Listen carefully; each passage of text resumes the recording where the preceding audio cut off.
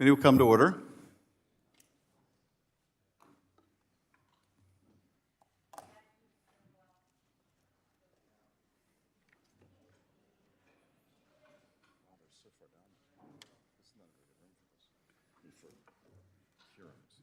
not used to this room.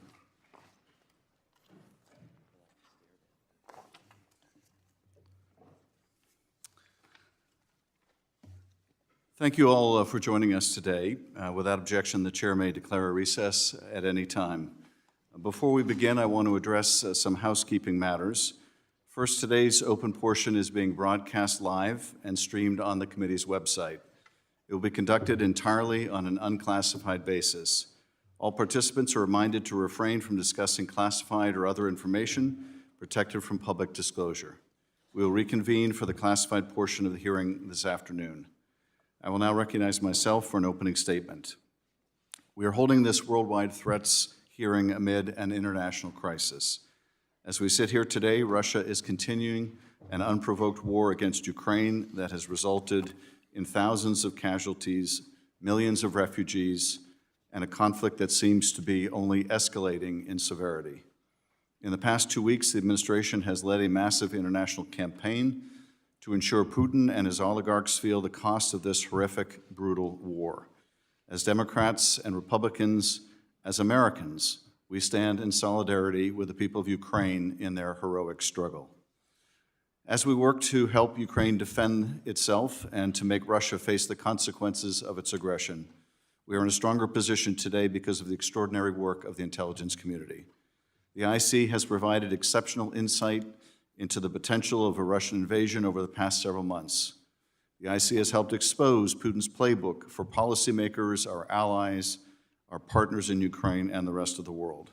And to a degree unprecedented in my time on this committee, we have also made public highly sensitive intelligence to disrupt Russia's planning and malign activities. Our ability to prepare the Ukrainian government to defend itself and to rally the international community around imposing unprecedented economic consequences on Russia and the military assistance to Ukraine would not have been possible without the IC's work. This hearing is an opportunity for you all to highlight the threats we face in a more complex and dangerous world.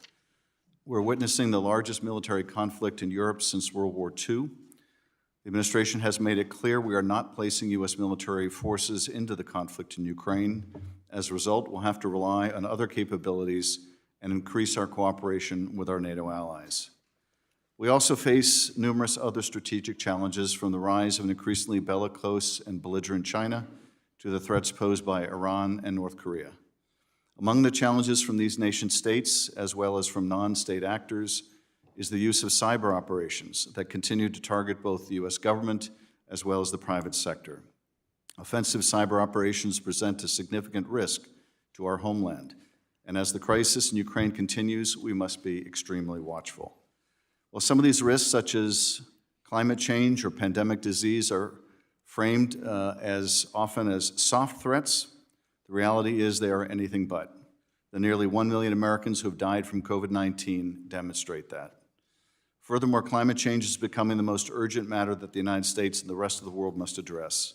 In October of last year, the Office of the Director of National Intelligence released a report on climate change in which they assessed that climate change will increasingly exacerbate risks to U.S. national security interests as the physical impacts increase and geopolitical tensions mount about how to respond to the challenge. That's putting it mildly. In the midst of all these threats, there is a global struggle between democracy and autocracy. Authoritarian governments are emboldened, using force and technology to enforce their will, while ignoring human rights and fundamental freedoms and spreading dangerous misinformation. To meet any of the threats before us today effectively, the United States must remain committed to our values and to the promotion of democracy and fundamental human rights. Thank you again, all of you, for your service and for appearing here today. I will now yield to the ranking member for any opening remarks that he'd like to make. Well, good morning.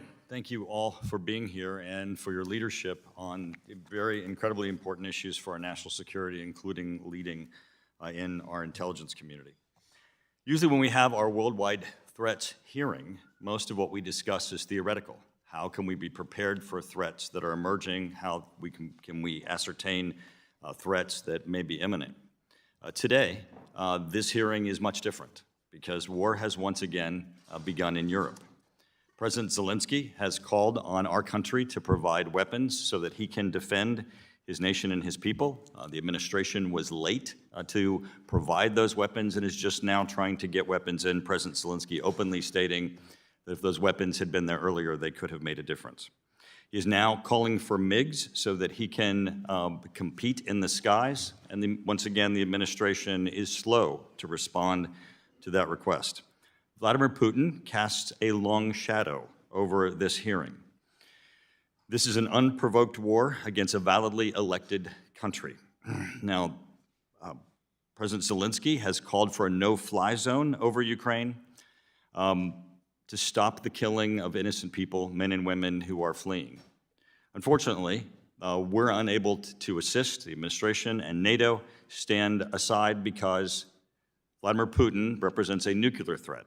And my questions to you today are going to be about the nuclear threat that we face as a nation, not just the war that's occurring in Ukraine, but how it affects us as we've had open threats from Vladimir Putin, both to our NATO allies and to the United States, with respect to their nuclear capabilities. Now, President Obama, in June 19, 2013, in his speech in Germany, called for a road to zero.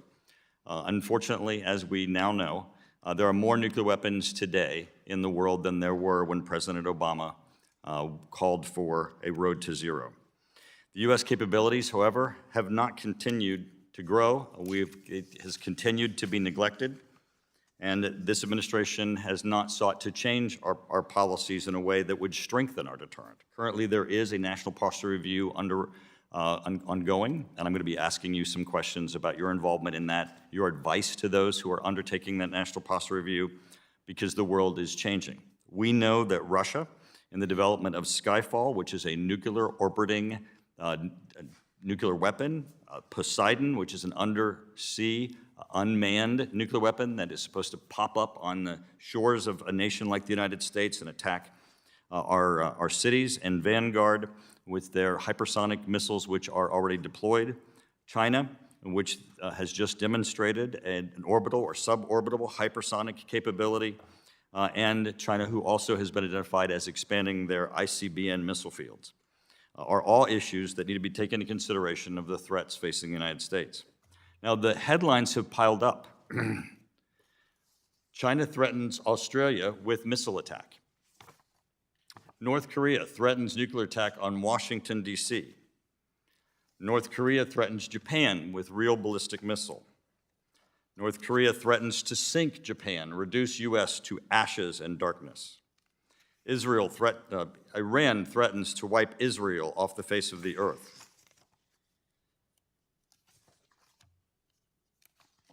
And of course, now we have Putin, who threats the West, and his statement was that he would unleash such consequences have never been seen in history. We saw in Hawaii, as there was a false alarm of a possible nuclear attack Hawaii and the panic that ensued. What's in common with all of these countries, besides the fact that they're nuclear powers? They're also authoritarian regimes, and they're also countries that have terrible human rights records.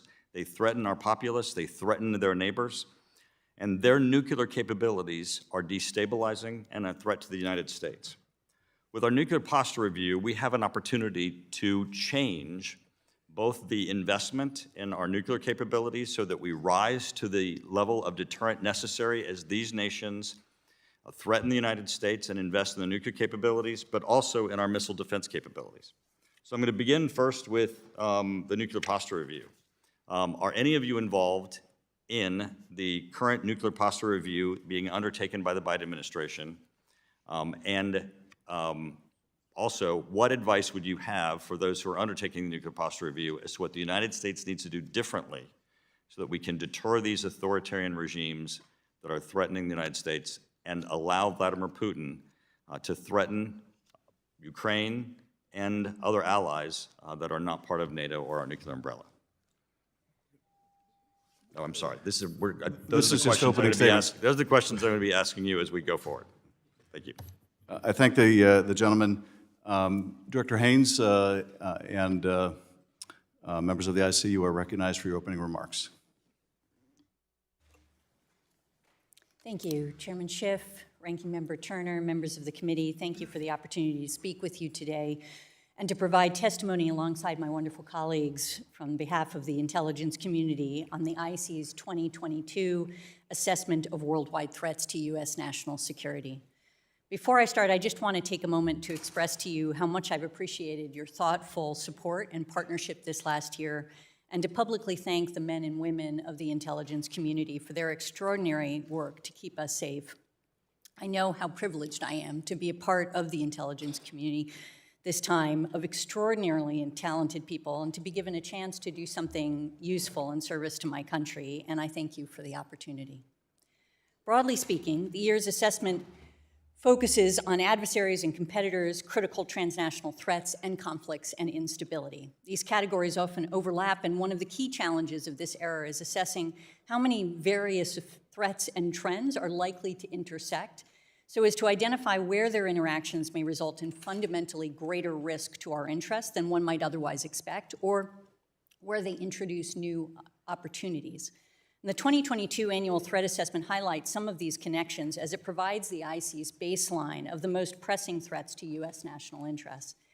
The assessment starts with threats from key state actors, beginning with the People's Republic of China, which remains an unparalleled priority for the intelligence community, and then turns to Russia, Iran, and North Korea. And all four governments have demonstrated the capability and intent to promote their interest in ways that cut against U.S. interests and allied interests. The PRC is coming ever closer to being a peer competitor in areas of relevance to national security, is pushing to revise global norms and institutions to its advantage, and is challenging the United States in multiple arenas, but particularly economically, militarily, and technologically. China is especially effective at bringing together a coordinated whole-of-government approach to demonstrate its strength and to compel neighbors to acquiesce to its preferences, including its territorial and maritime claims and assertions of sovereignty over Taiwan. President Xi Jinping and China's other leaders are determined to force unification with Taiwan on Beijing's terms.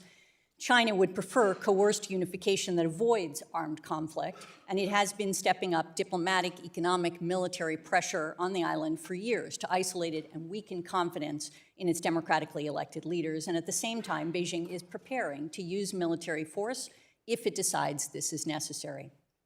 The PRC is also engaged in the largest ever nuclear force expansion and arsenal diversification in its history, is working to match or exceed U.S. capabilities in space and present the broadest, most active, and persistent cyber espionage threat to U.S. government and private sector networks. Russia, of course, also remains a critical priority and is a significant focus right now in light of President Putin's recent and tragic invasion of Ukraine, which has produced a shock to the geopolitical order with implications for the future that we are only beginning to understand, but are sure to be consequential. The IC, as you know, provided warning of President Putin's plans, but this is a case where I think all of us wish we had been wrong. The invasion has, in fact, proceeded consistent with the plan we assessed the Russian military would follow, only they are facing significantly more resistance from the Ukrainians than they expected and encountering serious military shortcomings. Russia's failure to rapidly seize Kyiv and overwhelm Ukrainian forces has deprived Moscow of the quick military victory that it probably had originally expected would prevent the United States and NATO from being able to provide meaningful military aid to Ukraine. Moreover, we assess Moscow underestimated the strength of Ukraine's resistance and the degree of internal military challenges we are observing, which include an ill-constructed plan, morale issues, and considerable logistical issues. What is unclear at this stage is whether Russia will continue to pursue a maximalist plan to capture all or most of Ukraine, which we assess would require more resources, even as the Russian military has begun to loosen its rules of engagements to achieve their military objectives. And if they pursue the maximalist plan, we judge it will be especially challenging for the Russians to hold and control Ukrainian territory and install a sustainable pro-Russian regime in Kyiv in the face of what we assess is likely to be a persistent and significant insurgency. And of course, the human toll of the conflict is already considerable and only increasing. Thus far, the Russian and Ukrainian militaries have probably suffered thousands of casualties, along with numerous civilian deaths, and of course, well more than 1 million people have fled Ukraine since Russia invaded. Moreover, Russian forces are at the very least operating with reckless disregard for the safety of non-combatants, as Russian units launch artillery and airstrikes into urban areas, as they have done in cities across Ukraine, and near critical infrastructure such as the Enerhodar nuclear plant. And the IC is engaged across the interagency to document and hold Russia and Russian actors accountable for their actions. The reaction to the invasion from countries around the world has been severe. Western unity in imposing far-reaching sanctions and export controls, as well as foreign commercial decisions, are having cascading effects on the Russian economy. The economic crisis that Russia is experiencing is also exacerbating the domestic political opposition to Putin's decision to invade. And NATO's unified response, the significant resistance that the Ukrainians have demonstrated in the battlefield, Europe's rapid response to Russia's invasion, not just in terms of economic measures, but also actions long thought to be off the table, such as the provision of lethal aid to Ukraine, shutting down EU airspace to Russian planes, almost certainly surprised Moscow. In particular, while Putin probably anticipated many of the current sanctions to be imposed when he weighed the cost of the invasion, we judge that he did not anticipate either the degree to which the United States and its allies and partners would take steps to undermine his capacity to mitigate Western actions, or the pullback from Russia initiated by non-state actors in the private sector. And nevertheless, our analysts assess that Putin is unlikely to be deterred by such setbacks and instead may escalate, essentially doubling down to achieve Ukrainian disarmament and neutrality, to prevent it from further integrating with the US and NATO if it doesn't reach some diplomatic negotiation. We assess Putin feels aggrieved the West does not give him proper deference and perceives this as a war he cannot afford to lose. But what he might be willing to accept as a victory may change over time given the significant costs he is incurring. Putin's nuclear saber-rattling is very much in line with this assessment. Putin's public announcement that he ordered Russia's strategic nuclear forces to go on special alert in response to aggressive statements, as he called them, from NATO leaders was extremely unusual. We have not seen a public announcement from the Russians regarding a heightened nuclear alert status since the 1960s, but we also have not observed force-wide nuclear posture changes that go beyond what we have seen in prior moments of heightened tensions during the last few decades. Our analysts assess that Putin's current posturing in this arena is probably intended to deter the West from providing additional support to Ukraine as he weighs an escalation of the conflict.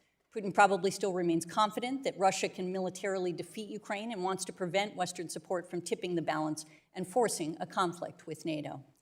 And regardless, our number one intelligence priority is defense of the homeland, and we will remain vigilant in monitoring every aspect of Russia's strategic nuclear forces. With tensions this high, there is always an enhanced potential for miscalculation, unintended escalation, which we hope our intelligence can help to mitigate. Furthermore, beyond its invasion of Ukraine, Moscow presents a serious cyber threat, a key space competitor, and one of the most serious foreign influence threats to the United States. Using its intelligence services, proxies, and wide-ranging influence tools, the Russian government seeks to not only pursue its own interests, but also to divide Western alliances, undermine U.S. global standing, amplify discord inside the United States, and influence U.S. voters and decision-making. And to finish with our state actor threats, Iran continues to threaten U.S. interests as it tries to erode U.S. influence in the Middle East, entrench its influence and project power in neighboring states, and minimize threats to regime stability. Meanwhile, Kim Jong-un continues to steadily expand and enhance Pyongyang's nuclear and conventional capabilities, targeting the United States and its allies, periodically using aggressive and potentially destabilizing actions to reshape the regional security environment in his favor and to reinforce his status as a de facto nuclear power. The assessment focuses next on a number of key global and transnational threats, including global health security, transnational organized crime, the rapid development of destabilizing technologies, climate, migration, and terrorism. And I raise these because they pose challenges of a fundamentally different nature in our national security than those posed by the actions of nation states, even powerful ones like China. We look at the Russia-Ukraine war and can imagine outcomes to resolve the crisis, the steps needed to get there, even though they are unpalatable and difficult. And similarly, we view the array of challenges Chinese actions pose and can discuss what is required and how we think about trade-offs. But transnational issues are more complex, require multilateral collaboration, and although we can discuss ways of managing them, all of them pose a set of choices that will be more difficult to untangle, and will perhaps require more sacrifice to bring about meaningful change. This reflects not just the interconnected nature of the problems, but also the significant impact increasingly empowered non-state actors have on the outcomes, and the reality that some of the countries who are key to mitigating threats posed by nation states are also the ones we will be asking to do more in the transnational space. And for example, the lingering effects of the COVID-19 pandemic is putting a strain on governments and societies, fueling humanitarian and economic crises, political unrest, geopolitical competition as countries such as China and Russia seek to exploit the crisis to their own advantage. And no country has been completely spared. And even when a vaccine is widely distributed globally, the economic and political aftershocks will be felt for years. Low-income countries with high debts face particularly challenging recoveries and the potential for cascading crises that lead to regional instability, whereas others will turn inward or be distracted by other challenges. These shifts will spur migration around the world, including on our southern border. The economic impact has set many poor and middle-income countries back years in terms of economic development and is encouraging some in Latin America, Africa, and Asia to look to China and Russia for quick economic and security assistance to manage their new reality. We see the same complex mix of interlocking challenges stemming from climate change, which is exacerbating risks to U.S. national security interests across the board, but particularly as it intersects with environmental degradation and global health challenges. And terrorism, of course, remains a persistent threat to U.S. persons and interests at home and abroad, and yet the implications of the problem are evolving. In Africa, for example, where terrorist groups are clearly gaining strength, the growing overlap between terrorism, criminal activity, smuggling networks has undermined stability, contributed to coups and an erosion of democracy, and resulted in countries turning to Russian entities to help manage these problems. Global transnational criminal organizations continue to pose a direct threat to the United States through the production and trafficking of lethal illicit drugs, massive theft, including cybercrime, human trafficking, and financial crimes and money laundering schemes. In particular, the threat from illicit drugs is at historic levels, with more than 100,000 American drug overdose deaths for the first time annually, driven mainly by a robust supply of synthetic opioids from Mexican transnational criminal organizations. In short, the interconnected global security environment is marked by the growing specter of great power, competition, and conflict, while transnational threats to all nations and actors compete not only for our attention, but also our finite resources. And finally, the assessment turns to conflicts and instability, highlighting a series of regional challenges of importance to the United States. Iterative violence between Israel and Iran, conflicts in other areas, including Africa, Asia, and the Middle East, have the potential to escalate or spread, fueling humanitarian crises and threatening U.S. persons. Africa, for example, has seen 6 irregular transfers of power since 2020, and probably will see new bouts of conflict in the coming year as the region becomes increasingly strained by a volatile mixture of democratic backsliding, intercommunal violence, and the continued threat of cross-border terrorism. We are also focused on our workforce and their families. The IC continues to contribute to the government-wide effort to better understand potential causal mechanisms of anomalous health incidents and remains committed to ensuring afflicted individuals receive the quality care they need. The safety and well-being of our workforce is our highest priority, and we are grateful to members of this committee for your continued support on this issue. In closing, I just want to note how much effort has gone into improving our capacity to share intelligence and analysis with our partners and allies across the intelligence community. We have seen in our approach to the threat to Ukraine, the sharing of intelligence and analysis has paid real dividends in helping to facilitate collective action against the renewed threat of nation-state aggression. And while such efforts must be done with care to ensure we are able to protect our sources and methods, we are laying the groundwork to broaden our work where doing so creates the conditions for a more united focus on other emerging challenges, and we appreciate your support in these efforts as well. Thank you. We look forward to your questions. Thank you very much for that sober assessment of the challenges that we face. Russia is encountering greater resistance than expected in Ukraine and suffering significant setbacks in the face of a highly determined Ukrainian resistance. Nevertheless, there is no sign that Putin is looking for de-escalation. Indeed, an increasingly brutal Russian campaign suggests that Putin is doubling down. Director Burns, you've dealt with Putin for many years. First of all, what's your assessment of how many Russian soldiers have thus far been killed and how many injured? And based on your experience with Putin, what would it take to change Putin's calculus in Ukraine? Well, thank you very much, Mr. Chairman. I think Putin is determined to dominate and control Ukraine, to shape its orientation. This is a matter of deep personal conviction for him. He's been stewing in a combustible combination of grievance and ambition for many years. That personal conviction matters more than ever in the Russian system. He's created a system in which his own circle of advisors is narrower and narrower. COVID has made that even narrower. And it's a system in which it's not proven career enhancing for people to question or challenge his judgment. So he's gone to war, I think, on the basis, Mr. Chairman, of a number of assumptions which led him to believe that Russia faced a favorable landscape for the use of force against Ukraine this winter. First, that Ukraine, in his view, was weak and easily intimidated. Second, that the Europeans, especially the French and Germans, were distracted by elections in France and a leadership succession in Germany and risk averse. Third, he believed he had sanctions-proofed his economy in the sense of creating a large war chest of foreign currency reserves. And fourth, he was confident that he had modernized his military and they were capable of a quick, decisive victory at minimal cost. He's been proven wrong on every count. Those assumptions have proven to be profoundly flawed over the last 12 days of conflict. President Zelensky, as you mentioned, Mr. Chairman, as the ranking member mentioned, has risen to the moment and demonstrated courageous and remarkable leadership, and Ukrainians have resisted fiercely. Second, the Europeans have demonstrated remarkable resolve, especially the Germans.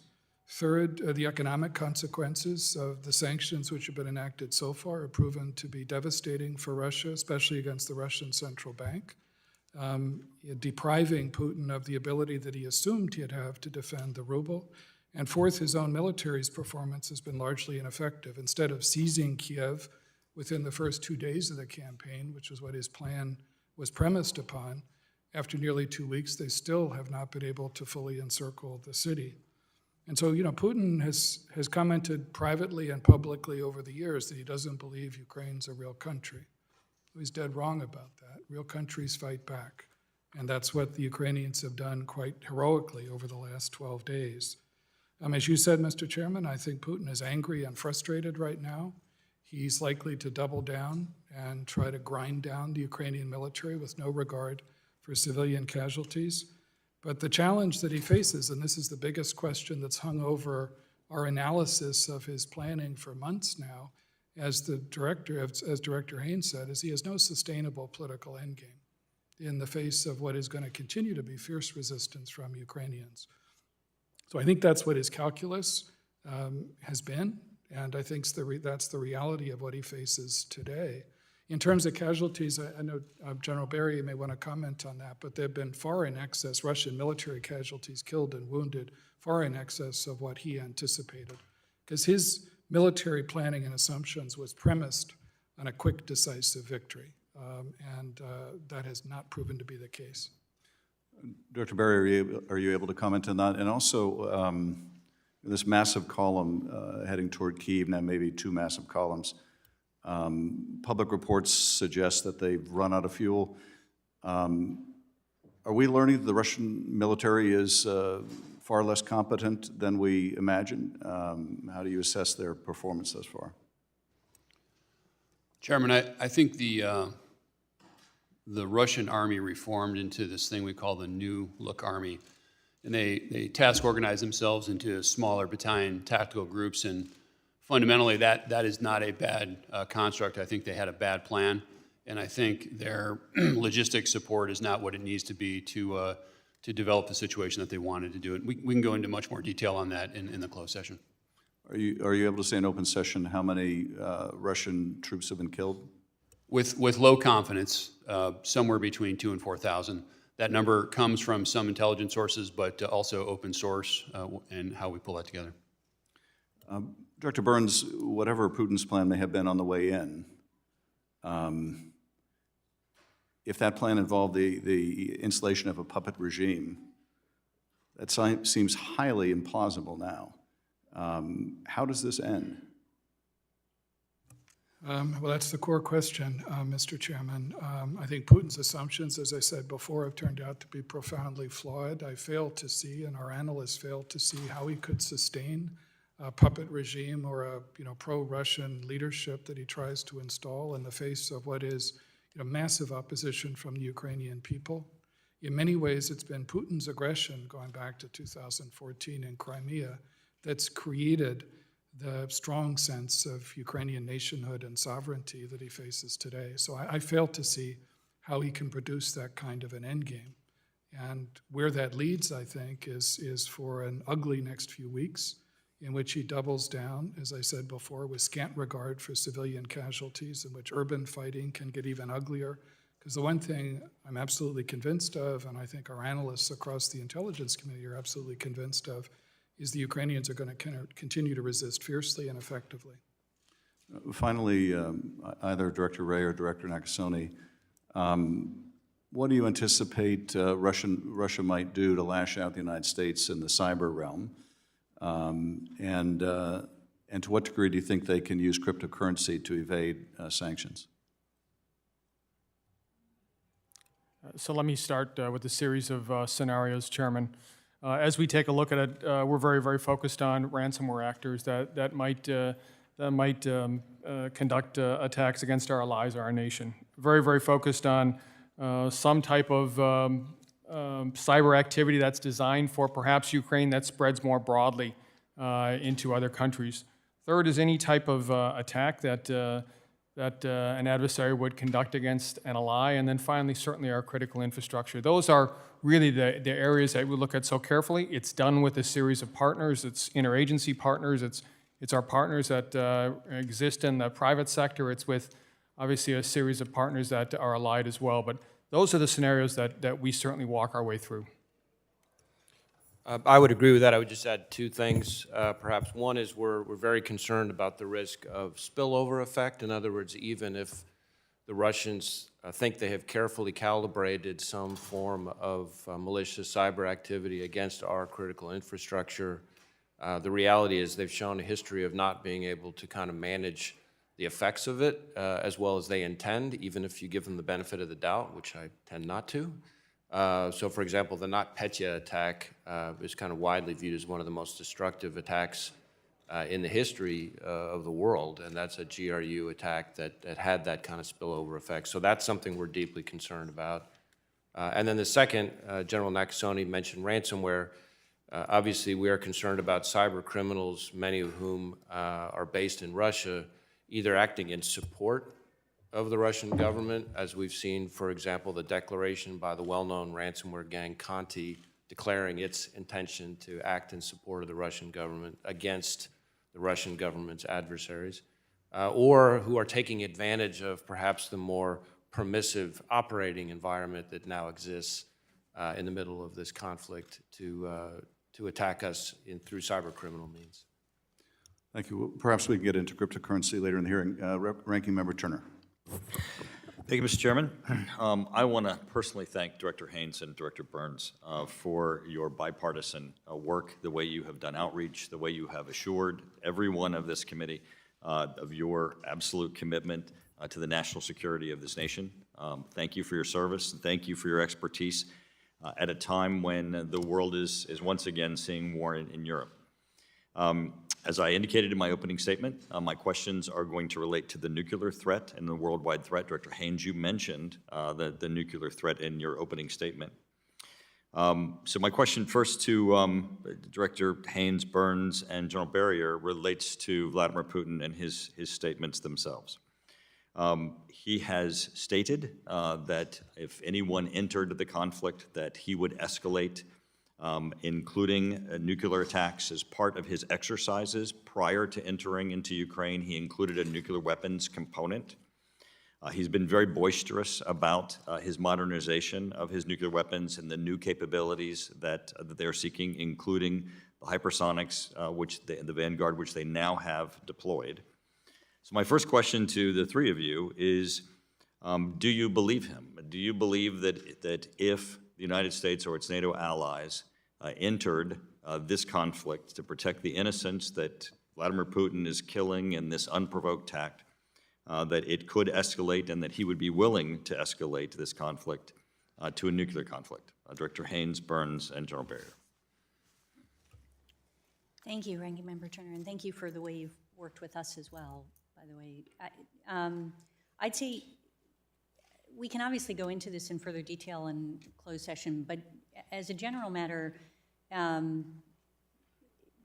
you know, as I indicated, his public statement about the special alert status, which, by the way, is not a technical term as we understand it within their system, it doesn't relate to a specific alert status within their system, was very unusual, and we obviously take it very seriously when he's signaling in this way. But we do think, as I indicated, assess that he is effectively signaling, that he's attempting to deter, and that he has done that in other ways. For example, having the strategic nuclear forces exercise that we indicated had been postponed until February begin then as a method of effectively deterring, using his nuclear forces as a way to say this could escalate and therefore NATO should not get involved, and that's been his main purpose in doing so. And, you know, again, as indicated, we're watching very closely for movements, anything related to his strategic nuclear forces, and we're not seeing something at this stage that indicates that he is doing something different than what we've seen in the past. And I think that's probably as much as I could say, and I'll leave it to others. No, the only thing I'd add, Congressman, is that, you know, in response to your direct question about a scenario in which NATO and the United States were directly involved in military conflict with Russia, you know, Russian doctrine holds that, you know, you escalate to de-escalate. And so I think the risk would rise, according to that doctrine, of in extremis, you know, the Russian leadership considering the use of tactical nuclear weapons. But I stress that that's only in that specific circumstance that you described of a direct military conflict between NATO and Russia. Just a couple of thoughts, Ranking Member. Putin has invested very wisely in these niche weapons, and you mentioned some of them in your opening statement. I believe that he thinks that gives him an asymmetric advantage, and he's also invested in tactical nuclear weapons. I also believe that when he says something, we should listen very, very carefully and maybe take him at his word. So this question is the one that analysts are pondering right now, and I think we really need to do some more work on it. I'm happy to digest this more in the closed session. Great. Well, I appreciate, General Barrier, your statement, because that actually goes to my next question. Because of the modernization that has occurred by Vladimir Putin in the nuclear infrastructure of Russia, I believe, as you have stated, that it has emboldened him, meaning that he believes he's buying himself an edge. The United States is currently undertaking our nuclear posture review, where we're going to look at our modernization programs, our policies, including we're doing a missile defense review, which obviously is important whenever you're considering someone else's escalatory nuclear threat. So I'm going to ask each of the three of you, are you directly involved in the nuclear posture review, and what would your advice be, knowing that we now have authoritarian regimes that are making open statements about threatening their neighbors, the use of nuclear weapons, and Vladimir Putin changing his posture, and China significantly investing in both their ICBM fields and in their hypersonics. What should we be doing with our nuclear posture review so that we can deter these authoritarian regimes in the future? Director Haynes, Burns, and General Barrier. Thank you. So my staff and ODNI is involved in the nuclear posture review, as am I in the context of principals meetings on these discussions. Our role, however, is not a policy role. So I don't provide and did not provide my advice as to whether or not to take a particular posture in the review. What we do is provide essentially the intelligence community's assessments on issues that we're asked about in the context of that review. Before we go to Director Burns, would it be correct to characterize that likely your assessment is that the threat is increasing? That the threat is increasing generally, yes, I think that's fair. Director Burns. No, all I would add is I absolutely agree that the threat is increasing, and I think our role is to try to provide insight from the intelligence community into the plans, the ambitions, the pace at which, adversaries, whether it's China or Russia, can move on these issues. And all I would add is that I think it's very important for us not to underestimate either the scope of those ambitions or the pace at which they can move. I think China and hypersonics is one example of that.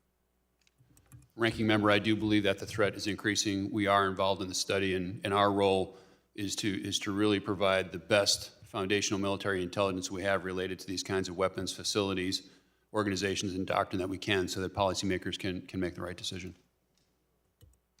Director Haynes and Burns, obviously people are very concerned about the negotiations ongoing with the JCPOA and the future nuclear threat from Iran. Concerns relate to re-entering an agreement that had some flawed provisions, including missiles were not encompassed in the original terms, and that some very critical terms of the agreement were expiring. Can you give us any information about the ongoing negotiations from the administration as to whether or not it's just re-enter the old agreement that has expiring terms and does not cover their ability to seek ICBM technology, or are we undertaking actual negotiations to try to reach a better agreement? Thank you, Ranking Member. We obviously, again, provide analysis that we hope is helpful to the policymakers in the conduct of the negotiations. I don't really have more information beyond the fact that they're obviously engaged in the negotiations and looking to do, I think, what the President has indicated, which is to say, both to deal with the nuclear file, but also to deal with other issues that Iran has been a destabilizing factor in. I'll leave it to others. The only thing I would add, sir, is that, having spent many years negotiating on these issues with the Iranians, which is probably where I got most of my white hair, my nostalgia is under control for those negotiations. They're incredibly difficult, and as Director Haynes said, we always have to be mindful of the fact that the threat that this Iranian regime poses is not only about the nuclear issue or even the missile issue, as you rightly emphasized. It's also a threat to our interests across the Middle East and the interests of our partners in the Middle East as well. And regardless of how the negotiations over the JCPOA go, I think those challenges are still going to be with all of us. Thank you. I yield back. Thank the gentleman. Mr. Himes. Thank you, Mr. Chairman, and thank you all for being here, and a big thank you to your people who are doing such great work all over the world. I'd intended to use my time this morning to explore the state of our cybersecurity, which is more important today than ever. But this weekend in Connecticut, at rally after rally and conversation after conversation, I was swept up in the tidal wave of outrage over Putin's illegal and unconscionable brutality in Ukraine. And my constituents want to know just one thing, which is, what more can we do? They understand that this is not just a fight between Russia and Ukraine. They understand that this is the bleeding edge of the war between free democracies and savage authoritarianism. And they also understand that we're late to this fight. Under the Trump administration, the world witnessed 4 years of attacks on NATO and its members, 4 years of coddling and believing and supporting Vladimir Putin, and 4 years of ridiculing Ukraine with a series of ever more bizarre conspiracy theories. As Russia tightened its noose around Ukraine, President Trump made it clear to Ukrainian President Zelensky during a phone call in July of 2019 that the military aid that Zelensky so badly needed would be stopped until Zelensky did him a favor. So my point is that we've got a special burden right now to make that right, because we're late to this fight. So Director Haynes, and I'd also like to hear from Director Burns, I know you have to answer this very carefully, but it's the question my constituents have. What resources, what dedication, what plan, what strategy are you applying in your entities to help us win this fight? I know it's very hard to be specific, but the more you can give the American people a feel for what you are doing in this fight, we'd be very grateful to understand that. Director Haynes, and I would like to hear from Director Burns as well. Thank you. I suspect you'd get a lot from everybody actually on the panel on this issue. We are, and I will try to find a way to characterize things, but I'm sure my colleagues will be better at this.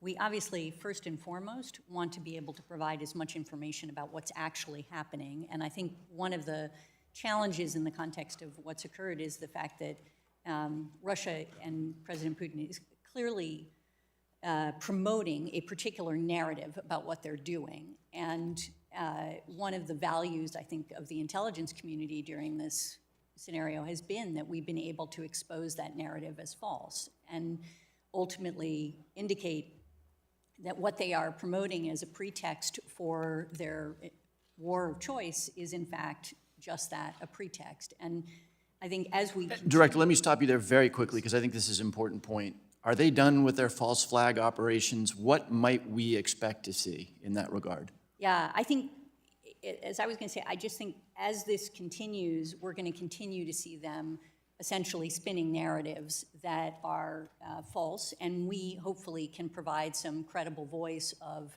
what is actually happening as we move forward. And I think that's both for their domestic population, but that's also for the international audience as well. And in many respects, as I indicated in my opening statement, one of the things that we are focused on is ensuring that we can provide as much information as possible to hold Russians accountable for the actions they're taking right now in Ukraine, doing things that I think are largely unacceptable to many. So I'll leave it at that and give it to Bill.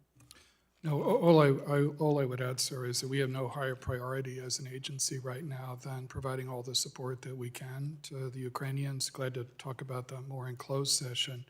In this session, I would just reinforce what Avril said, and that is that I think the work that we've done, and it's not without risk, as an intelligence community, to declassify information has been very effective. I sat for many years on the policy-making side of the table, and I've seen us lose information wars. And in this case, I think by being careful about this, we have stripped away the pretext that Putin in particular often uses. That's been a real benefit, I think, to Ukrainians. It's been a real investment in the kind of actions that our allies have taken. The only other thing I'd add is that we've done intensive intelligence sharing, and we continue to with the Ukrainians, including when I saw President Zelensky in January in Kiev. We shared with him intelligence we had at the time about some of the most graphic and concerning details of Russian planning about Kiev as well, and we've continued to do that every day since then. Thank you. So one of the remarkable aspects, historical aspects about the last couple of months has been the fact that the IC has in fact anticipated and shared with the world what spinning, what false flag might look like. In my very limited time, what might we expect to see? What would it look like if the Russians continued to spin or run false flag operations? No, I think as Director Haynes said, they're going to continue to try to spin this and create false narratives. You've seen things that the Russians have said before, senior Russian officials alleging that there'd be chemical weapons attacks, for example, in the Donbass or elsewhere. And I think that just gives you a flavor of the kind of things that they could easily try to fabricate or float in the future, particularly as they get more desperate about their own, at least up until this point, relative military ineffectiveness. Thank you very much. I yield back. Dr. Winstrup. Well, thank you very much. I view our role on this committee is to serve as partners in the protection of America and her citizens. Our role is to work with you on this committee, as we have many experienced and talented members here, and I want to thank most of you that I've been able to have one-on-one engagements with. It is greatly appreciated because it's been an opportunity to allow for some very frank exchanges. So I compliment you for that. And it's important too, as you know, that the intelligence community across America and within this committee has a trust because these agencies that you represent exist for the American people, bottom line. So I appreciate you being here today and presenting and actually having the opportunity in this open setting to present in front of the American people.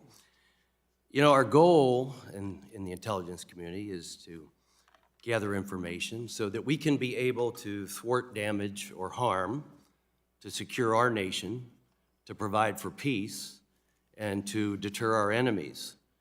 So I do want to take a second to praise the very excellent work that you all have done on the Ukrainian-Russian situation, the predictability of what Russia was going to do. I do have to take a little exception to what my friend Mr. Himes had to say, because under the Obama administration, we provided Ukraine with blankets and MREs. Under the Trump administration, we very much strengthened NATO and provided javelins. But our goal is for deterrence.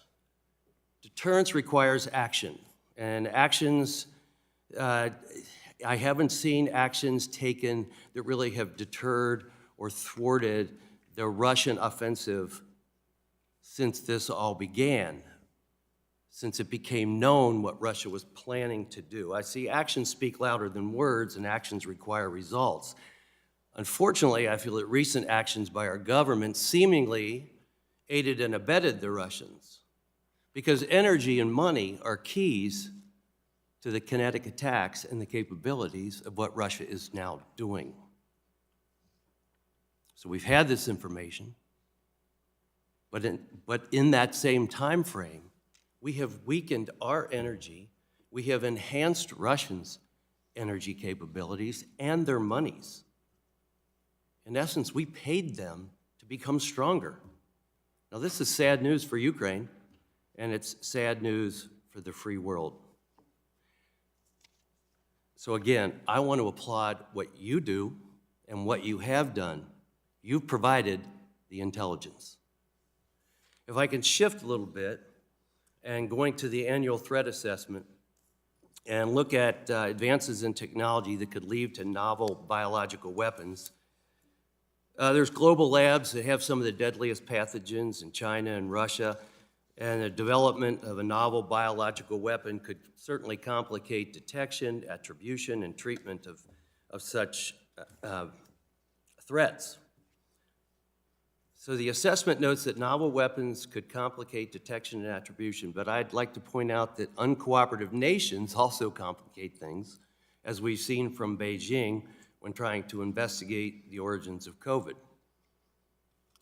So my questions are, what have we learned over the last couple of years from our response to and preparedness or lack thereof for the COVID-19 global pandemic that could help inform our response in the future?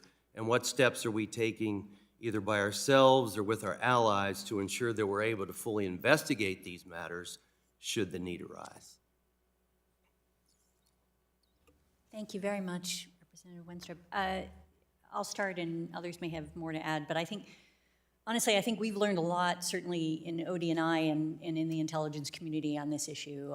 Among the things that we've learned is the fact that we did not, and still do not, frankly, have the internal expertise that we want to have on essentially bio issues, and that is something we're working hard to promote. And we have developed things like experts groups and so on that allow us to tap into expertise more easily in academia and in the private sector and otherwise. But that is something that I think needs to be expanded, and recruiting the right folks is a critical aspect of this. You've also set up in legislation the opportunity for public-private partnership talent programs, and that's something that we're trying to effectively utilize. And I think having an opportunity for folks to go in and out is critically important. We have also established a national intelligence manager for health in this space, that health security, that helps in this area. And I think part of what we've been trying to do is make sure that we're drawing from across the IC, because in really an extraordinary number of elements, certainly everybody that you see here before you has expertise and knowledge, and making sure that we can connect it together and be more effective and proficient in ultimately providing policymakers with an understanding of what's happening, and also how it is that that may translate into biological warfare and other things that are obviously of great and core interest to us. So I'll stop there and let others say anything they have. Representative Wenstrup, I would just say DI's role in this is duty to warn. And so for the Department of Defense, we must have our eyes out, our ears out, and be able to understand this when it happens. For us and the lessons that we have learned, this is a really hard intelligence problem, and we have to be able to take advantage of all of the sources that are out there, and certainly open source tools to be able to get insight early has been very, very effective, and we're going to continue to develop those with our National Center for Medical Intelligence and continue to invest in those kinds of tools. Thank you both. Yield back. Yes, sir. Mr. Winstrup, all I would add, as we've discussed before, is, we've created a new mission center at CIA, which is focused largely on the question that you raised of emerging technologies, designed both to help policymakers, anticipate the pace at which our adversaries are moving, especially on issues like synthetic biology or biotechnology, and also to deepen partnership with the private sector so we better understand the pace of innovation in that area as well. Thank you very much. Yield back. Mr. Carson. Thank you, Chairman. Director Haynes and Director Wray, one of the struggles over the past several years has been to detect and understand the nature of foreign efforts to influence U.S. politics, including and especially grassroots groups. The Mueller report, for example, identified dozens of U.S. rallies organized by a Russian troll farm. Director Haynes, is support to U.S. grassroots groups still a part of the foreign malign influence playbook, and which adversaries use it? And Director Wray, how do we stop foreign covert influence on grassroots activist groups without silencing legitimate political speech? Thank you. I'll be quick because I would say that the FBI's work in this area is obviously critical, but yes, in the sense that we do see with foreign malign influence efforts to support particular groups within the United States at times, and those are links that we obviously focus in on and try to provide to those parts of the government that are then able to act on issues. I think I would say that it does continue to be a phenomenon. We should expect it to continue to be a threat. The Russians obviously were among the first to do it very aggressively, but we've seen other adversaries get increasingly interested in taking a page out of that same playbook. We, of course, have the Foreign Influence Task Force that we set up that's designed to try to address that. I think the key point to your question about balancing is that our focus is on the malign foreign influence, not on the resulting speech. So sometimes I think people get confused about that, and I think that if we see some kind of aggressive activity here, grassroots or otherwise, that we're somehow reverse engineering back to figure out if it could be explained by some foreign source, the Russians, the Iranians, whoever. We actually go at it in reverse. We're aggressively investigating foreign intelligence services, their proxies, their social media accounts, things like that. And then if that then turns out to manifest itself in activity here, then we're going after it that way. We are not, and we don't intend to be, the speech or truth police, but we are aggressively working with foreign partners to identify malign foreign influence sources, and where appropriate, we're sharing information with social media companies who can then reduce the bullhorn effect of fake accounts that are actually part of a Russian troll farm or in some other way inauthentic accounts. And we've actually done some of that in context of the current crisis with the Ukraine, at the Ukrainians' request to work with social media companies to take down fake Russian accounts that are spreading Ukrainian military disinformation. Thank you all. I yield back, Chairman. Mr. Stewart. Thank you, Mr. Chairman. To all of you again, thank you for a lifetime of service. I look forward to the closed session where we can go in more detail on some of these topics, as I'm sure you do as well. But this is an important session because we can speak to the American people. You can speak to the American people about the threats that we are facing. It's a chance to remind them, although I think the last few weeks have clearly done the reminding for us about the threats that we face around the world. To talk about almost anything else seems quite tone deaf because of the focus of the American people on that. And that's why, although I have some questions that are unrelated to the current situation in Ukraine, I think there's some other work that we need to mention as well. But again, it gives a chance for you to highlight your agencies and the great work you do, and I'm grateful for that. And for the benefit of the American people as well, there are some other, as I said, other issues that I think we should talk about, although briefly. Then I want to reserve as much of my time as I can to come back to the Ukraine. Director Haynes and really all of you, in the last year we went through this thing that made several of us on the committee very uncomfortable, in the sense that there was a DHS and FBI mandate to report on domestic violent extremists or extremism. Director, that mandated that you chose to, at that point on March 21st, to release a standalone report, which is something quite unusual to take an issue, a single issue like that, with a standalone report from the DNI, talking again about domestic violent extremism. And there's obviously a lot of work, a lot of intense analysis, which again, the reason that I'm concerned about that, as I've expressed, I think all of you, is a sense we should never turn the awesome power of the CIA or the awesome power of the NSA on American persons. And I believe that you all agree with that. And it seemed like we were approaching that line. Interestingly, in this most recent report, do you know how many times DVEs are mentioned? 0. Not a single time. Which begs the question, I mean, there's a couple perhaps explanations. One of them is that we fixed the problem, which seems unlikely. I've never seen an example where one report highlights something as this is an intense area of issue for us, and the next year it's not mentioned at all. I'm afraid that the work last year was a result of political pressure. And I wonder if any one of you would like to perhaps offer an explanation for why it was so important a year ago and yet doesn't make it into the report at all in this most recent. Sure, I can start. So it is mentioned, it's just under a separate name. You'll see we talk about racially or ethnically motivated violent extremism, and that is a form of, in many respects, domestic violent extremism. Obviously can occur in other places, but it also occurs domestically. And it does remain a problem, but I will turn to Director Ray to talk about how much of a problem. Well, from the FBI perspective, domestic violent extremism, of course, is central to our mission, separate and apart from authorities that others in the intelligence community might have, and we're aggressively pursuing it, and it remains a very significant high priority. And Director, I agree with that you should, as the Director of the FBI, have that responsibility. What made us uncomfortable was we were doing it within the framework of many assets and the efforts of those within the intelligence community, which once again, we should have a very clear line between those two efforts. If I could, in the minute I have left, Director, according to some open source reporting, the FBI purchased NSO spyware Pegasus in 2019 and evaluated the program under a name called Phantom. Can you confirm that, if that's true or not?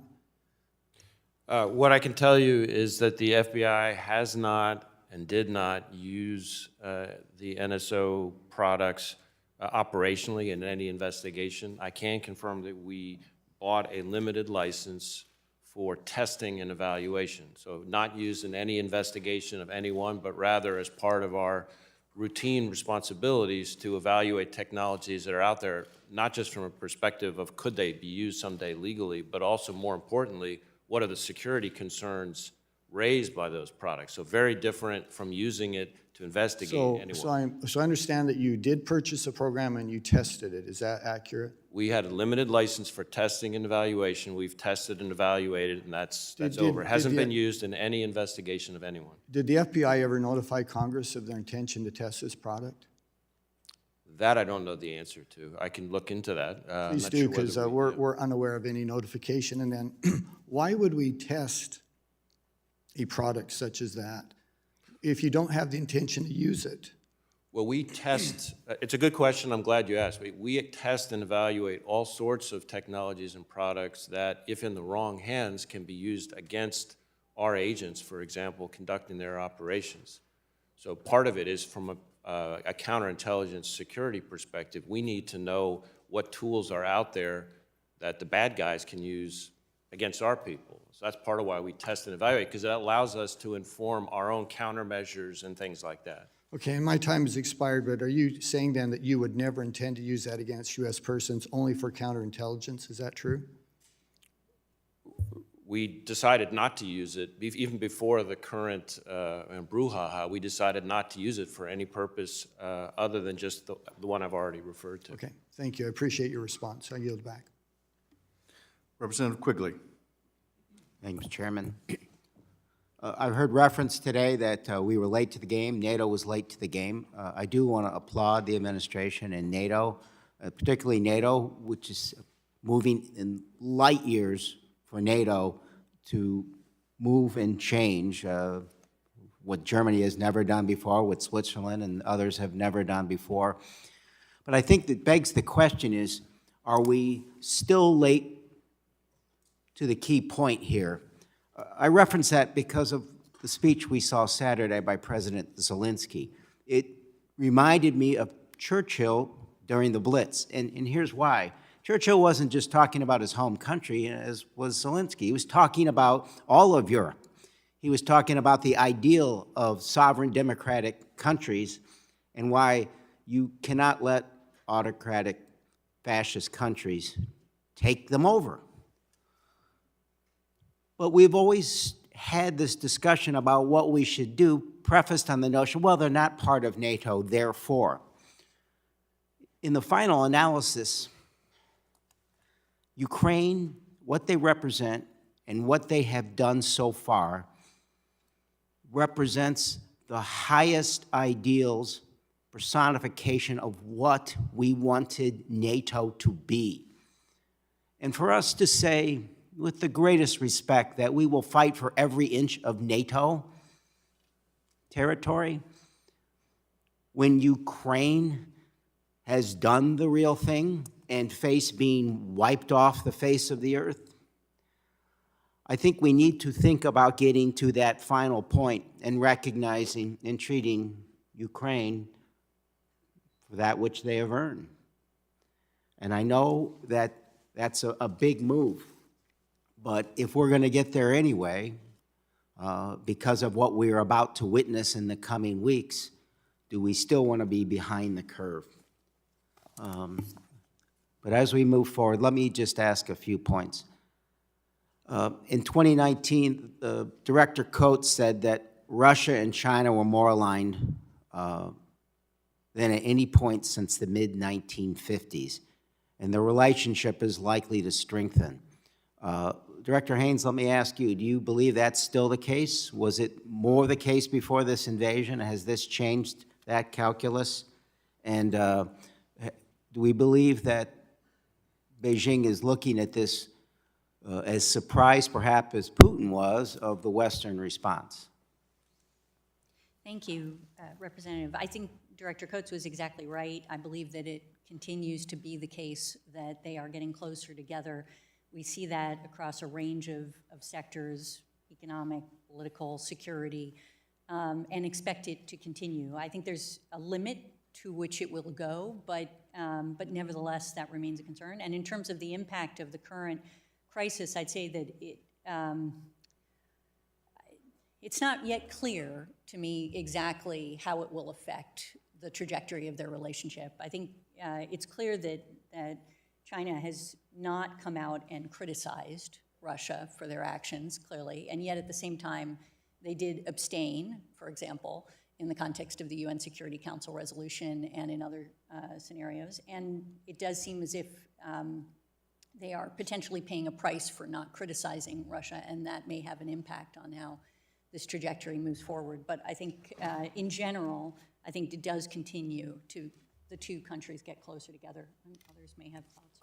All I would add, Congressman, is I think Director Coates was right, and I think, if anything, that relationship, the partnership between Russia and China has strengthened since 2019. I would add, though, that I think the President Xi and the Chinese leadership are a little bit unsettled by what they're seeing in Ukraine. They did not anticipate the significant difficulties the Russians were going to run into. I think they're unsettled by the reputational damage that can come by their close association with President Putin, second by the economic consequences at a moment when, they're facing lower annual growth rates than they've experienced for more than 3 decades. I think they're a little bit unsettled about the impact on the global economy.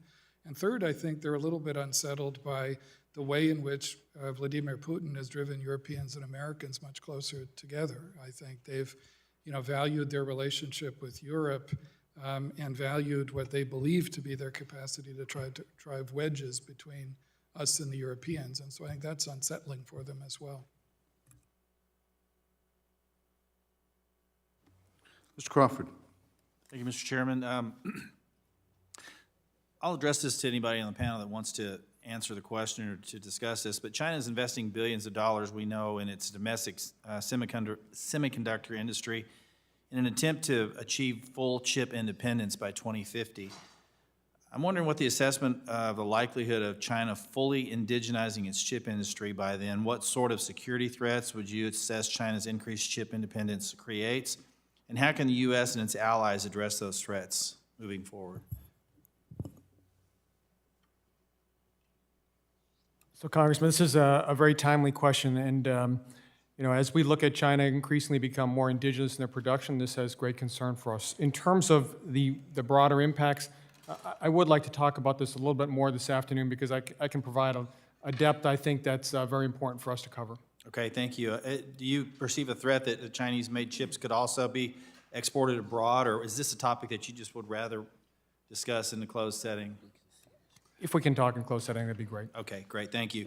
Let me shift gears then, and we'll revisit that topic in the closed setting. General Barrier, some experts have voiced concerns that Russia's invasion of Ukraine could embolden the PRC to pursue a full-scale invasion or military blockade of Taiwan. What's your assessment of the likelihood of a copycat effect, and what more can the U.S. do to prevent the crisis in Ukraine from being repeated in Taiwan? Congressman, I think Taiwan and Ukraine are two different things completely. I also believe that our deterrence posture in the Pacific puts a very different perspective on all of this. We do know that the PRC watching very, very carefully what happens and how this plays out throughout the entire dime, and I would address more of this in the closed session. Okay.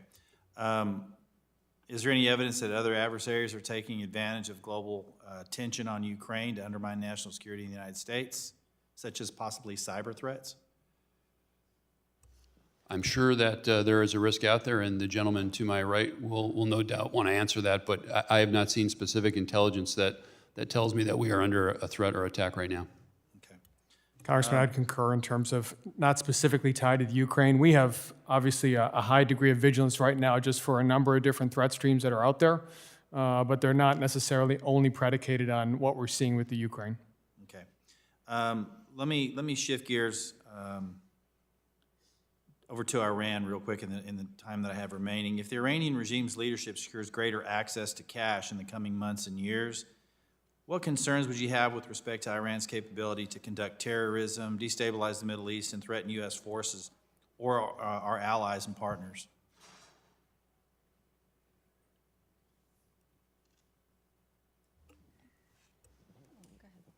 Congressman, I think the Iranians have done remarkably well considering the resource constraints that they're under with development of ballistic missiles, unmanned aerial vehicles, and destabilizing terrorist actions in the Middle East with the resources that they have. If they require more, if they get more funding, I think the threat becomes even worse.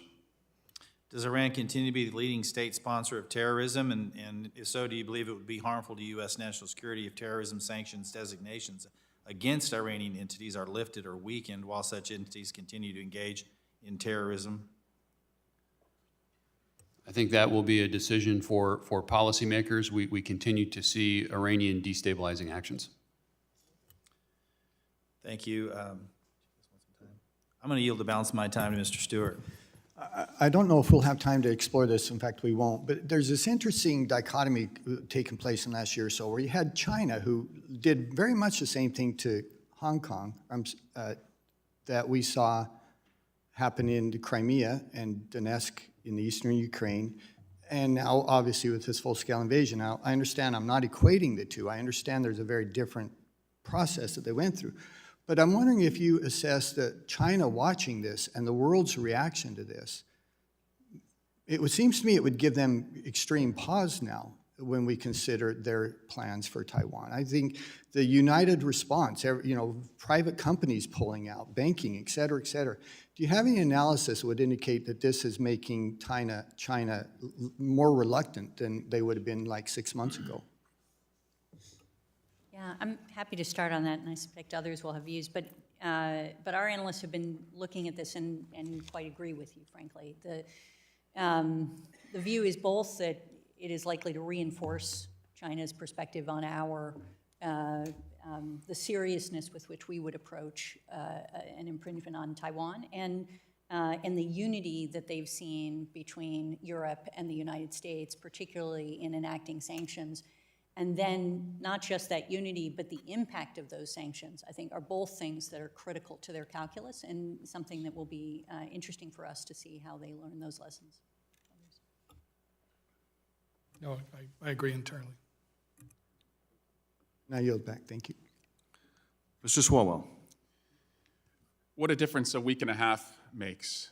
I would describe Russia's actions and its consequences over the last week and a half as how to lose your status in 10 days.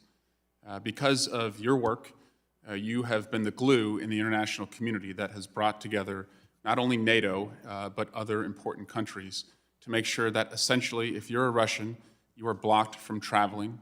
You can't use your Apple Pay. You can't stream your favorite video game. You cannot watch the latest Batman movie. You can't export your gas. You're isolated from the world. And I was hoping, Director Haynes, you could just speak briefly to what effect we are seeing practically, economically, that the sanctions are already having, knowing that it's going to take a protracted view as far as what the long-term consequences are.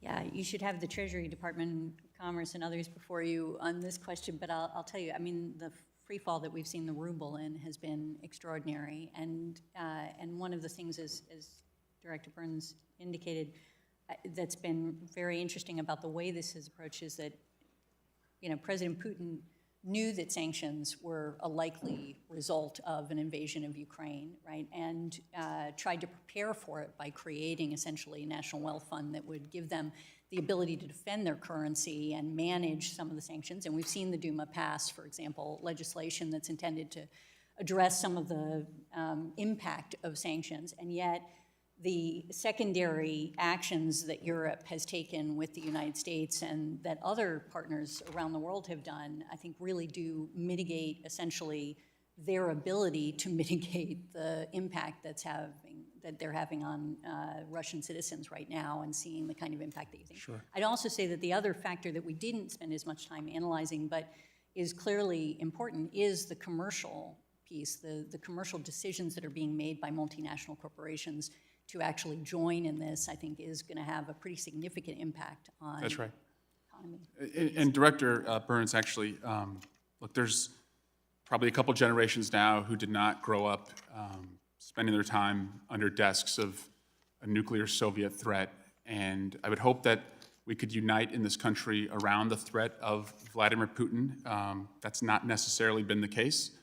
Some people have cheered him on here in America. And I just want to go through this butcher of human rights who decapitates any opposition he has. Was the Russian government responsible for the 2006 poisoning and death of Alexander Litvinenko, a former intelligence officer? Yes or no? Yes, to the best of our knowledge. Who was the president at that time of Russia? Vladimir Putin. 2018, the Skripal family, were they victims of a Russian government poisoning? Yes, Who was the president of Russia at that time? Vladimir Putin. 2020, Alexei Navalny, opposition leader against the Russian government. Was he poisoned at the hands of the Russian government? Yes, Who was the president of Russia at that time? President Putin. Is the Russian government responsible for the deaths of multiple journalists who have been critical of the Russian government? Yes, sir. Has this included the reign of Vladimir Putin? Certainly during the last 20 years, yes, sir.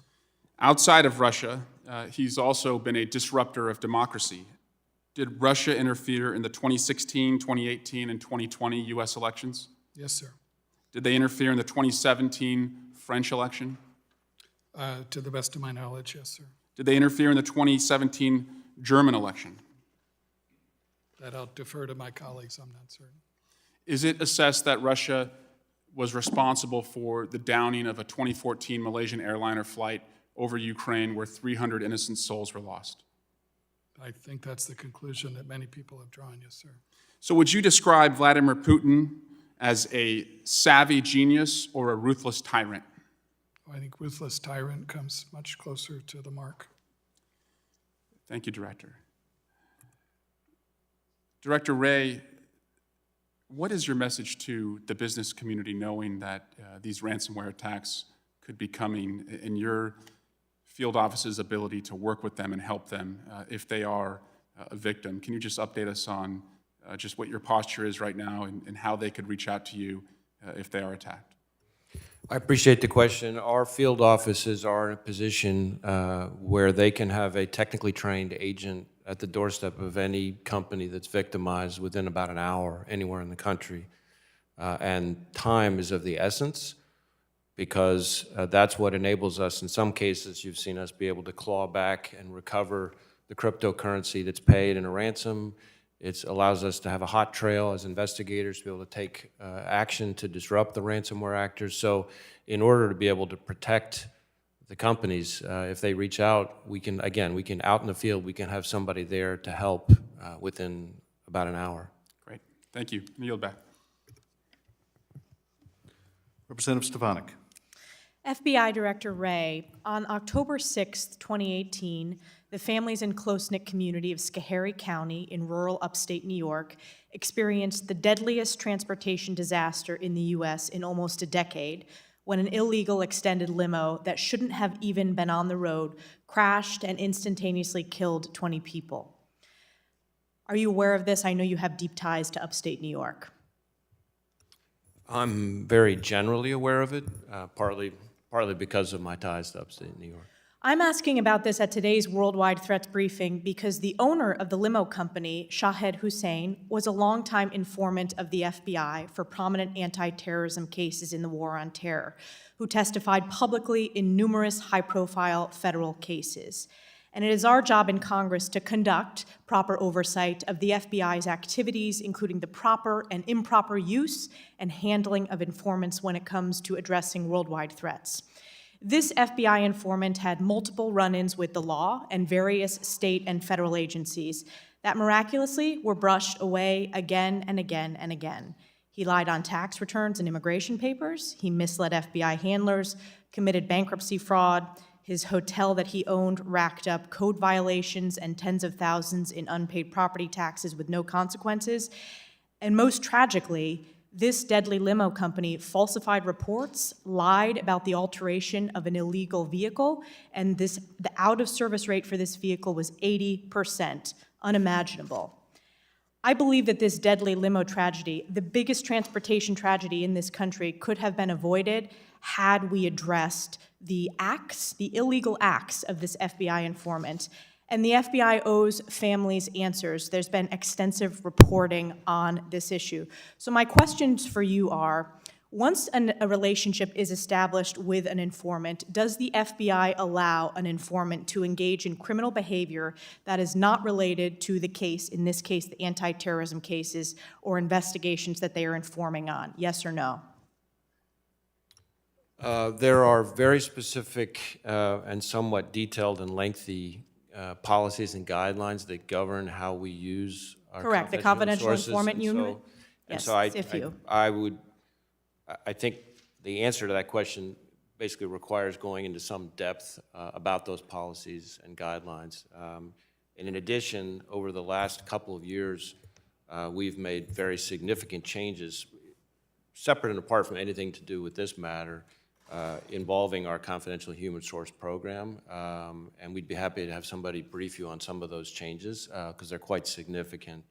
As to the particular matter, as I said, I'm generally aware of it, but I'm quite confident I don't know all the details, and anytime we start getting into questions of who is or isn't a source and what they were or were not doing, I have to really tread carefully. So I think what I would suggest is let me have my staff follow up with you and see if there's more. I would expect you to follow up with me directly. We're talking about 20 innocent lives. And to give you a sense of the impact this has had on the families, one father who lost his 2 sons was so destroyed by the crash that he suffered a series of strokes and now can no longer remember having children. One mother lost her son and her daughter-in-law and is now, as a grandmother, the guardian of kids age 4 and 5, who when they pass their parents' house and they see a car there, they think their parents miraculously are at home. The first responders stated the carnage was so extreme that veteran paramedics attending the crash site, who I've met with, developed disabling mental health issues. So I expect a response from you directly. But just to follow up some of the questions that are important for the people of this community to learn, in this case of Shahed Hussein, this is the informant, was the FBI aware that his company, Prestige Limo, repeatedly violated New York State transportation laws while he was an informant? Because I know that you're required to do that as part of the confidential informant unit. So what I would say is my heart aches for those families, and I feel horrible about what's happened to them. I would say as to the specifics of this particular individual, partly because I don't know all the details, and partly because I have to tread very carefully whenever we start talking about somebody as a source or not a source, and when they were a source, and what they were doing as a source, and that kind of thing. I really need to make sure that any information we provide with you is consistent with policy, but also is accurate. Great. I have a litany of questions. I am requesting your commitment today to turn over all the FBI's documents, including the source file related to Mr. Hussein, his family, his companies, and any involvement in the investigation. And as Congress, while I am requesting you to work with us, I will not hesitate to compel this, particularly next year, to issue a congressional subpoena with support from my colleagues, because these families deserve answers. And they've been yearning for answers, and it's been brushed under the rug. Yield back. Mr. Castro. Thank you, Chairman. Director Ray, I wanted to follow up on a question that Representative Stewart asked about Pegasus. You said that the FBI has tested the Pegasus software from the NSO group for counterintelligence purposes. Are you aware of any incidents of the Pegasus software being used by a foreign power against the United States? And if anybody else on the panel has anything to supplement on your answer, that would be very much appreciated. I'd have to think about whether there's anything I could share here. If I could suggest, let me give a little thought to that, and maybe there's more I can provide on that in closed session this afternoon. I mean, certainly, I think there has been open source reporting about different governments using the technology, but whether it's been used against us, I'd have to think a little bit about that. And I also need to kind of keep straight in my head what I know about NSO from classified sources versus what I've heard in open sources. No, well, I would appreciate that. And just as a reminder, this software has been used to target human rights activists, journalists, ordinary citizens by governments around the world. And NSO is a company that was developed in Israel by Israelis. And so Israel has been a strong friend of the United States. And I want to ask y'all whether you have pressured the Israeli government to crack down on Pegasus and a cottage industry of similar groups in Israel, whether y'all have taken that up with the Israeli government.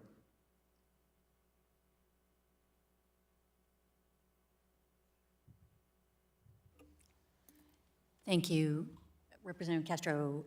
I'm not aware of any of us taking it up specifically with the Israeli government, but we can provide to you, I think, an answer after this hearing. Does that sound good? Are you aware whether the White House has, or I know you're not the State Department, but the State Department has? I'm surprised that we haven't, especially because we have a very open line of communication with Israel, that we would not have spoken up about this. We very well may have, and I just don't have. Sure. I also have a question on, we value, of course, here classified intelligence that your agencies gather and analyze to inform policy, but I want to ask a question about open source unclassified intelligence, which is also important. Open source intelligence is critically important to helping U.S. policymakers and the national security community navigate our country's role in the world. And it helps us engage with the American public. It informs media that can promote awareness of issues and promotes communication between different policymakers. And today, the reality of what's happening in Xinjiang by China and Ukraine by Russia is laid bare through open source information, often through translated documents. And so my question, Director Burns, is why did the open source enterprise stop publishing translated documents publicly? And will you push the OSE to put out more of their translations publicly? Thanks, Congressman. And I know Director Haynes may want to add to this because we've been working quite intensively with her and the rest of the intelligence community on open source issues, in part to address the question that you raised. I mean, I agree with you. I think open source information is going to only become more and more important in the years ahead, and then what use we make of that including making public some translations, I think is only going to grow in importance. Yeah, just to add to what Director Burns has indicated, this is an area where we absolutely agree with the fact that it's critical to our work, frankly, and across the enterprise, and DIA has also taken a big lead in this area, and essentially we need to, we're going through a process where we're trying to make sure that we're organized effectively so that we can leverage our resources across the community, and also that we actually have devoted enough resources to open source. You'll see it, I think, in our budget submissions. Sure, and I've got one last question, and we only have less than a minute, so you won't be able to answer all of it. But as you all know, the cyber threat from Russia and other nations is very real, including to our critical infrastructure and our defense systems. Simply put, even our most sophisticated weapons with strong, effective cyber attacks can be neutralized and made ineffective. And so my question is about the status of our cyber alliances around the world. How strongly have we developed our cyber alliances, both for defense purposes and, if necessary, for offensive purposes in cyberspace? So, Congressman, I think that what you've hit on is really the key for the future, these series of partnerships that we have. And we've seen the partnerships. I sit next to Director Ray, who has been a tremendous partner in our ability to get after some of the cybersecurity threats here in our nation. But it's broader than that, as you had indicated. So we have rich partnerships with, obviously, our Five Eyes partners, a series of other partners within both Europe and the Pacific. And as far as the work that we do full spectrum, I'd like to take that on this afternoon, because I think that would be appropriate given the discussions we've had this morning on Russia and the Ukraine.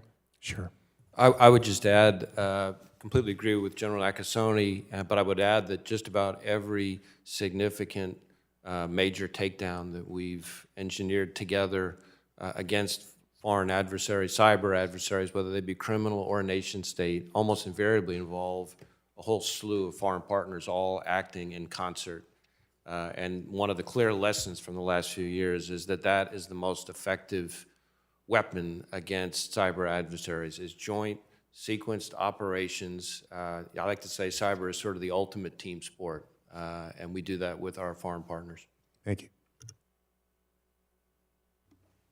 Mr. Mullen. Thank you, Mr. Chairman. I guess my first question would be to Director Ray. Do we feel like with cybersecurity that we're being risk adverse or being proactive towards Russia and to protecting our intellectual property here inside the United States? Well, I think, at the risk of sounding like a lawyer, I think it's a little bit of both. We're obviously being risk averse in one sense, as we're trying to help manage the cyber defense side of it and trying to manage risk that sense, but proactive in a different sense, which is more and more, as I was just alluding to, we're working together, General Nakasone and we. On being risk adverse, I'm just going to cut in there just a second, because you can't really be risk adverse and be proactive at the same time, because if you're risk adverse and you're not trying, you're afraid to do anything because you don't want to escalate it. But yet, since the threat has already came to us, it seems to me that we should be changing our posture to being very proactive, to saying, listen, we have tools. If you come after us, we're going to punch you back. So are we in that area? So in that sense, I think we are leaning further and further in all the time in our efforts to go after our adversaries through a variety of means. Some of what you're getting at is more cyber offense. So we are being better proactive? in General Nakasone's lane, and Right. so I'll defer to him on that one. But so we are being proactive? I got other questions I want to get to. I don't want to spend too much time on this, but. So, Congressman, this is on the cybercom side, this is what we do with persistent engagement every day. This is engaging our adversaries. This is understanding where their infrastructure is, understanding what they're doing, and then keeping tabs on them. Didn't actually say yes on the proactive part. What about with the escalation of Russia itself? Or do we feel like we're being a little risk adverse and responding to their threats by willing to escalate the war? Or are we beginning to take a proactive posture with ourselves? Happy to start. From my perspective, we're not being risk averse in the sense that we've enacted, obviously, the United States has enacted significant sanctions, and from the intelligence community perspective, we've indicated that But Russia may sanctions are respond. one thing, but at the same time, we're still importing, 700,000 barrels of oil a day. And if if the reports are correct, we sent individuals to Venezuela this weekend too, to see if we could, maybe strike a deal to be able to purchase oil from them. Yet the president of Venezuela is one of, it's literally has the strongest ties to Putin in Latin America. Is that really being proactive in that case? I guess, sir, there's probably an intelligence community question in there, and I just haven't figured Right. out what it is, in the sense that that's... Well, if we're posturing, what I'm saying is, if we're posturing ourselves right now from the intelligence gathering, because you guys gathered a tremendous amount of information, and you guys were spot on, commend you on that. But now the wars went to a different level. And I'm assuming we're gathering on the worst case scenario because that's what the IC does. We are looking at the worst cases. Worst case scenario is where are we posturing ourselves? What are we telling and getting prepared for? Obviously in this setting, not the classified setting, this setting, where are we moving towards? Are we advising that, hey, listen, we maybe should really start looking at bringing ourselves back in? I mean, Director Hines, your testimony yourself, you said that Russia uses oil to influence and coerce Europe, right? But yet, are we not afraid that same thing can happen to the United States when we've seen a 40% increase this year alone on our dependency on Putin oil to begin with? Are we not assessing that as a risk? So I think it's absolutely accurate that we assess that Russia engages in coercion through their policies, both with respect to energy and other tools that they have available to them. And I think that's where we would have our... Have we not assessed that that's a risk to us too? That they would try to use that with us? Well, because we've increased our dependency more on them. Yeah. So if that's a national risk, are we advising the president as such? I mean, I think to the extent that the question is related to whether or not there are ways in which Putin can actually take action that would be a risk to us, yes, of course. So what have we been advising the president of? That we should limit that? That we should try to become more energy independent and instead of so reliant on Russia? Are we making those assessments? So from an intelligence community perspective, what we do is lay out the picture, and then we let the policy community obviously decide what it is that they take action on. But you guys have laid that picture out. Yes, a yes or no? Certainly energy is something that we have looked deeply at in terms of... I yield back. Thank you. Mr. Maloney. Well, good morning, good afternoon, and good morning. And I want to just say that as someone back from Europe, our allies are enormously impressed with the work that all of you have done. And so thank you first and foremost for that. And not only are they impressed with it, but it actually formed the basis for the response we've seen. The time and the space and the credibility was essential to being able to put together the sanctions and other measures that have, in the space of a week, blown a hole in the Russian economy. So in a very real sense, your work has been absolutely critical to the effort. And while we're watching this tragedy unfold, at the risk of sounding self-congratulatory, I know you all don't take any pleasure in being right on this, but this is the most, I think, consequential success of the IC since the Cuban Missile Crisis. And so for all of the people who've been working this problem, not for 11 days, but for months, please know how grateful we all are. We've met them in the field, we've met them in some very difficult conditions, and they are extraordinary. So I just want to tell you all that. And I know there's a lot of work to do, but well done. Now, a couple of quick questions. I'm very interested in Russian oligarchs. Director Wray, what are we doing to get after the oligarchs in the United States? Can we seize some yachts and send some people home? Because we hear stories about the Russian Foreign Minister Lavrov traveling with his mistress. We hear about all the property she owns. We know that these guys live large, and they live in our cities, and they benefit from their wealth in ways that I think would shock ordinary Americans Can you tell folks in open session what we're doing to get after that problem?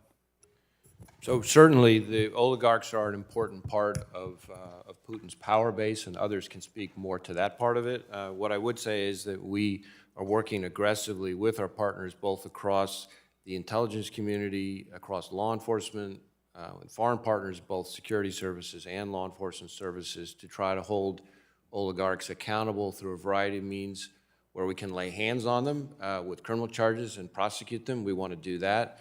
Where we can better block the ways in which they try to circumvent sanctions to better get after their money, we want to do that. Where we can seize their assets through a variety of legal tools that we have, we want to do that. We are, on the FBI end, blending not just our counterintelligence expertise, but our expertise with transnational organized crime, and of course our cyber expertise to kind of go after that. And you may have seen recently the Justice Department announced a new task force that's specifically focused on that, and we've already had some charges under that work. Director, are we going to see some yachts? I mean, that sounds great. Are we going to see some of this stuff taken out of their hands? I mean, no. Whatever we can lawfully seize, we're going to go after. Thank you. I think you have the support of both aisles up here to be as aggressive as you can humanly be on that issue. Let me just cover another quick subject. So if some of us see this catastrophic decision by the Russian government as a storm, but China is more like the climate, right? And it remains the persistent existential long-term threat. So Director Haynes, how are we going to stay focused on China as we work this emergency in Ukraine? Yeah, unquestionably, we are going to stay focused on China, and I agree with you. It is one of those things where the urgent crowds out the important on some level, and we are working very hard to ensure that that does not happen because we recognize the long-term priority is China for us. I think absolutely unparalleled, and I know my colleagues are. And is it fair to say the resources of the IC, I know a lot of that's classified, but it's fair to say the resources of the IC will reflect that in terms of how we budget and how we prioritize? Yes, sir. Thank you very much. So with my 48 seconds remaining, I was just hoping to get a commitment from all of you, since I've been so nice to you up here, on an issue that's a little dicier, which is the President issued an executive order to declassify the 9/11 materials, and we're a little late in receiving them here on the Hill. So I'd like the commitment from all of you to provide unredacted versions of all the 9/11 investigative materials to the committee as quickly as possible, at least all those covered by the President's executive order. And I'm hoping you can each give me an affirmative commitment to do that. Director Wray? We can certainly commit to work with you to provide as much information as we possibly can. And I know our staff. Well, the President issued an executive order, sir, so I appreciate the effort to work with we this will committee. absolutely comply with the executive order. That would be fantastic. We will comply with the executive order. Thank you. Yeah, same. Yes. Yes. Well, thank you all again for your extraordinary work. It's been remarkable. Yield back, Mr. Chairman. Mr. Kelly. Thank you. And Director Burns, I first want to just thank you for your assessment of Vladimir Putin. It was very insightful, and I think it's helpful to us to understand his decision-making process, and I just want to thank you for that. I think you put more clarity on that than anyone I've ever talked to. For all the witnesses, it's been reported, open source, that a Saudi detainee at Guantanamo Bay, Mohammed Mani Ahmad al-Qahtani, who attempted to take part in the 9/11 hijacking plot, but later was detained and captured in Afghanistan, is being released from Gitmo into Saudi custody. Can you tell this committee why this individual is being released now, and whether or not his release is part of a broader arrangement with Saudi Arabia? Because I also note that I think President Biden is on his way to Saudi Arabia in the near future. Thank you, sir. I'll start. As a general matter, as you know, it's been the policy of the administrations, several prior, to continue to move forward on Guantanamo detainees, to review them and then determine if they should be transferred or otherwise. And I understand it to be part of a broader trend, essentially, of a number of detainees that have been transferred to Saudi Arabia. I don't think it's a new arrangement, at least that I'm aware of. But And I know that's kind of a quick one and sprung on you, so if we can follow up on that, I would appreciate it. And I want to get just a little bit, I want to thank all of the IC, and that's every single one of you guys up here for the exquisite intelligence and that you provided to Ukraine and everyone. Once again, you guys all, you made America proud, and across the world, people appreciate the work you've done. Now, General Nakasone, I always get to pick on you. I'm sorry, because I'm a HASC. I'm a Title 50 and a Title 10 guy. And so I want to ask a few questions. Republicans have been requesting specific data points for nearly a year on the consequences of the dual hat relationship between U.S. Cybercom and NSA. And I'm hoping you can provide some clarity today. And I think that's important because the way I see this, and it's very hard for me to distinguish between Title 10 and Title 50, it's taken me a while to get a grasp on both of those. Generally, DOD is a little more offensively oriented, and Title 50 is a little more defensive and intelligence related. So my first question, are the operational requirements of the two organizations in decline, relatively flat, or are they growing? They continue to grow, Congressman. And have dependencies between the two agencies, such as shared infrastructure and capabilities, increased or decreased during the past several years? They've decreased. And have you taken any action to decrease any such dependencies? I have not. In terms of, and I think this is really designed for the infrastructures that we operate off of, those were decisions prior to mine. I think they were good decisions, and we've carried out separate infrastructures that have been developed for both U.S. Cyber Command and the National Security Agency. And how many meetings did you hold last year related to your role as commander of U.S. Cybercom? Congressman, I don't know. I mean, I hold a lot of meetings every single day. Can you follow up with specifics of how many in that role you did to this committee in writing? Certainly, and how many, and joint question with that, how many did you hold as director of NSA? So just the number of meetings that you held in each capacity. Have you taken any action to meet the requirements of Section 1642 of the National Defense Authorization Act of 2017 to establish certification requirements for the termination of the dual hat role? So, Congressman, on those conditions, we've continued to operate towards them. We've done the things that we've outlined to make sure that those get done. As you probably will recall, that was a part of the NDA that was put in there not necessarily as a precursor to terminate the dual hat, any kind of a decision like that, but it was intended if there was a decision that these had to be made. And I want to be really clear, because sometimes it seems like I'm picking on you.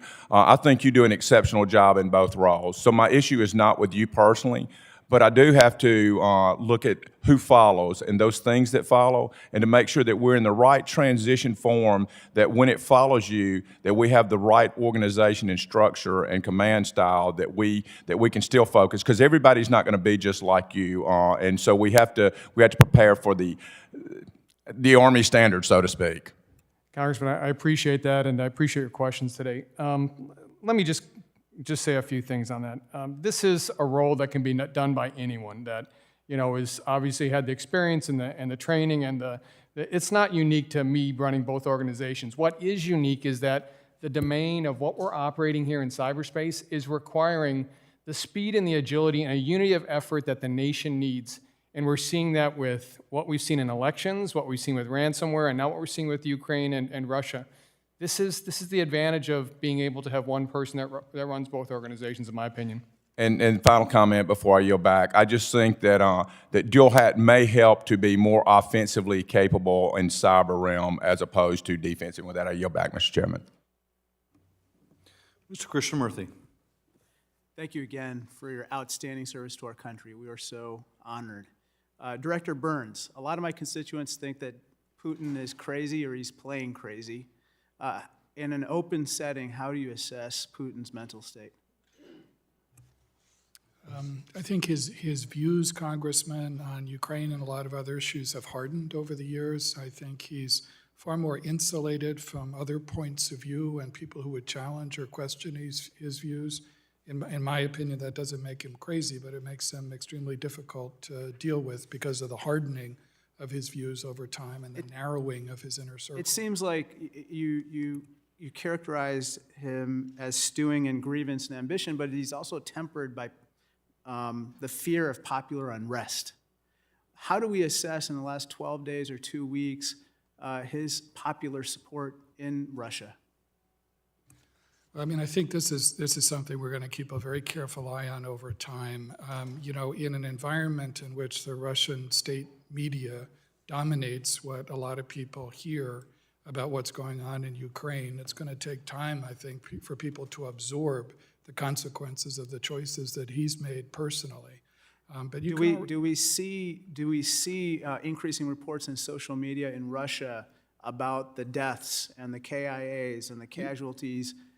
Because obviously, they're probably going to hear from the front lines through some means about the status of their relatives, correct? You do see some of that already. You see funerals in Russia of, you know, young Russian soldiers who were killed in Ukraine coming home, and that clearly is going to have an impact over time. You also see, in relatively small numbers, but a lot of very courageous Russians out on the street protesting, and something like 13 or 14,000 have been arrested since then, which is not a small thing in a deeply repressive society like Russia.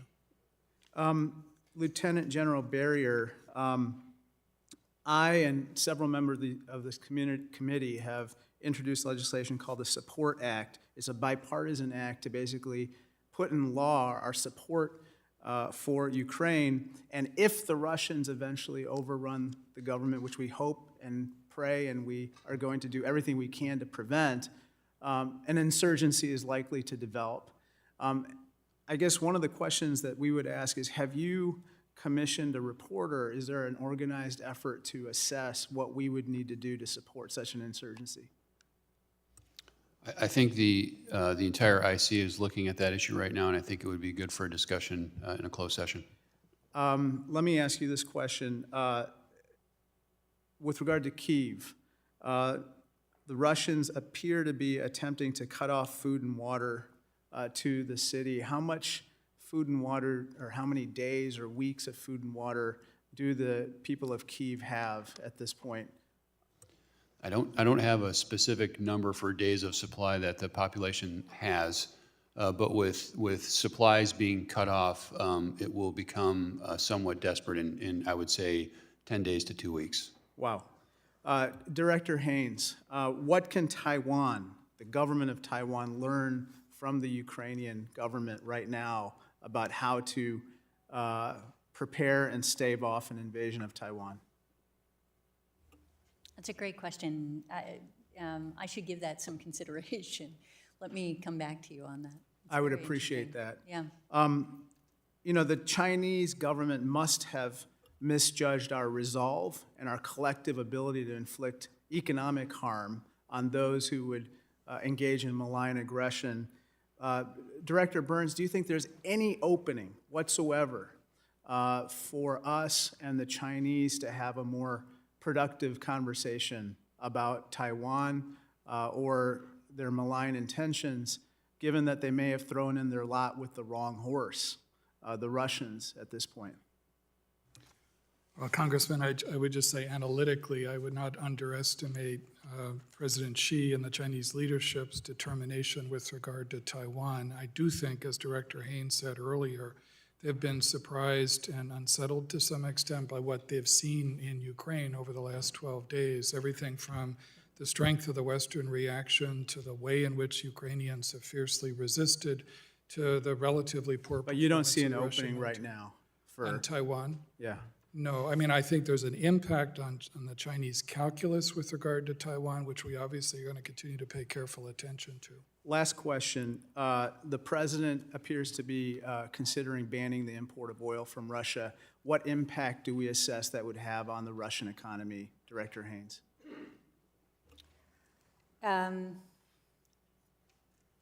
I'm trying to think. So it's roughly 8%, I believe, of our crude oil imports overall, and for them, I believe it's a relatively small amount on theirs, but I think it will have some impact on them, and certainly symbolically, it's an important move if that's something that's done. I'll leave it at that. I'll give you a more detailed answer if we can on the impact on the economy. Okay, thank you.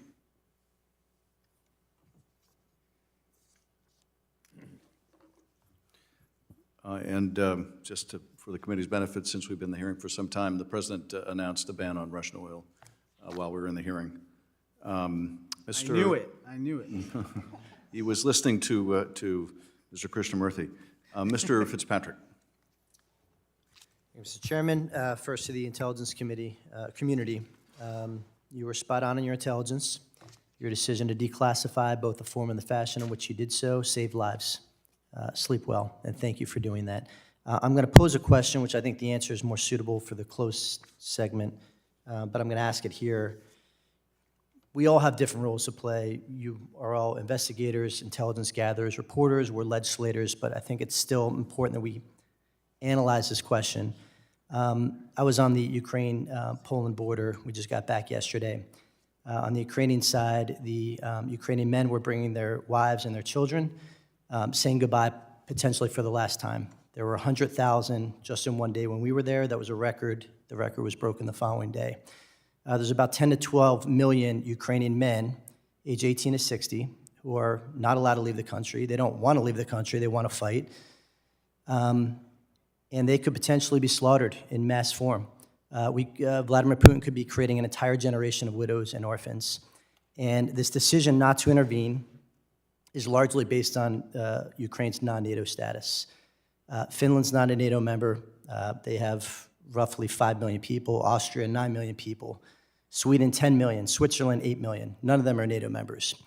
And I think what the American people have a hard time wrapping their brain around is how is it okay, granted we applied sanctions, granted we're providing defensive support, but to not intervene to the tune of potentially hundreds of thousands, not millions of lives lost, and yet if one step is taken over the Romanian border and one Romanian life is taken, the full force of the military of 30 nations will come and intervene. I think everybody's struggling with that, particularly because we've had many, many non-NATO interventions in the past: Kosovo, Bosnia, Iraq, Lebanon, Libya, Cameroon, Yemen, Korea, Syria, Kuwait, just to name a few. But the one difference is the nuclear capability. So what we're getting asked a lot is, are we basically creating an incentive for a nuclear proliferation? Because the message that we're sending is if you have nuclear weapons and you're crazy, we're going to stand back on military intervention. I think we just need to wrap our brains around that because a lot of people are really struggling.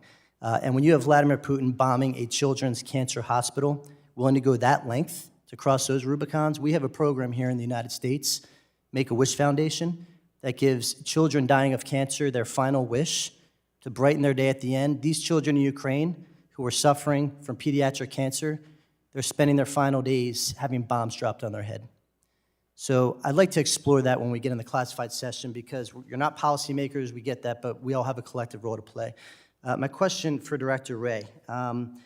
There's legislation making its way through the Senate right now. If you could just discuss, sir, the importance to have cyber reporting incidents directly to the FBI and not just as a pass-through, and also discuss liability protections for companies that do report to the FBI.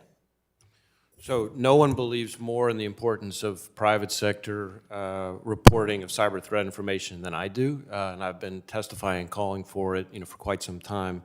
It's important, though, that that information flow real time.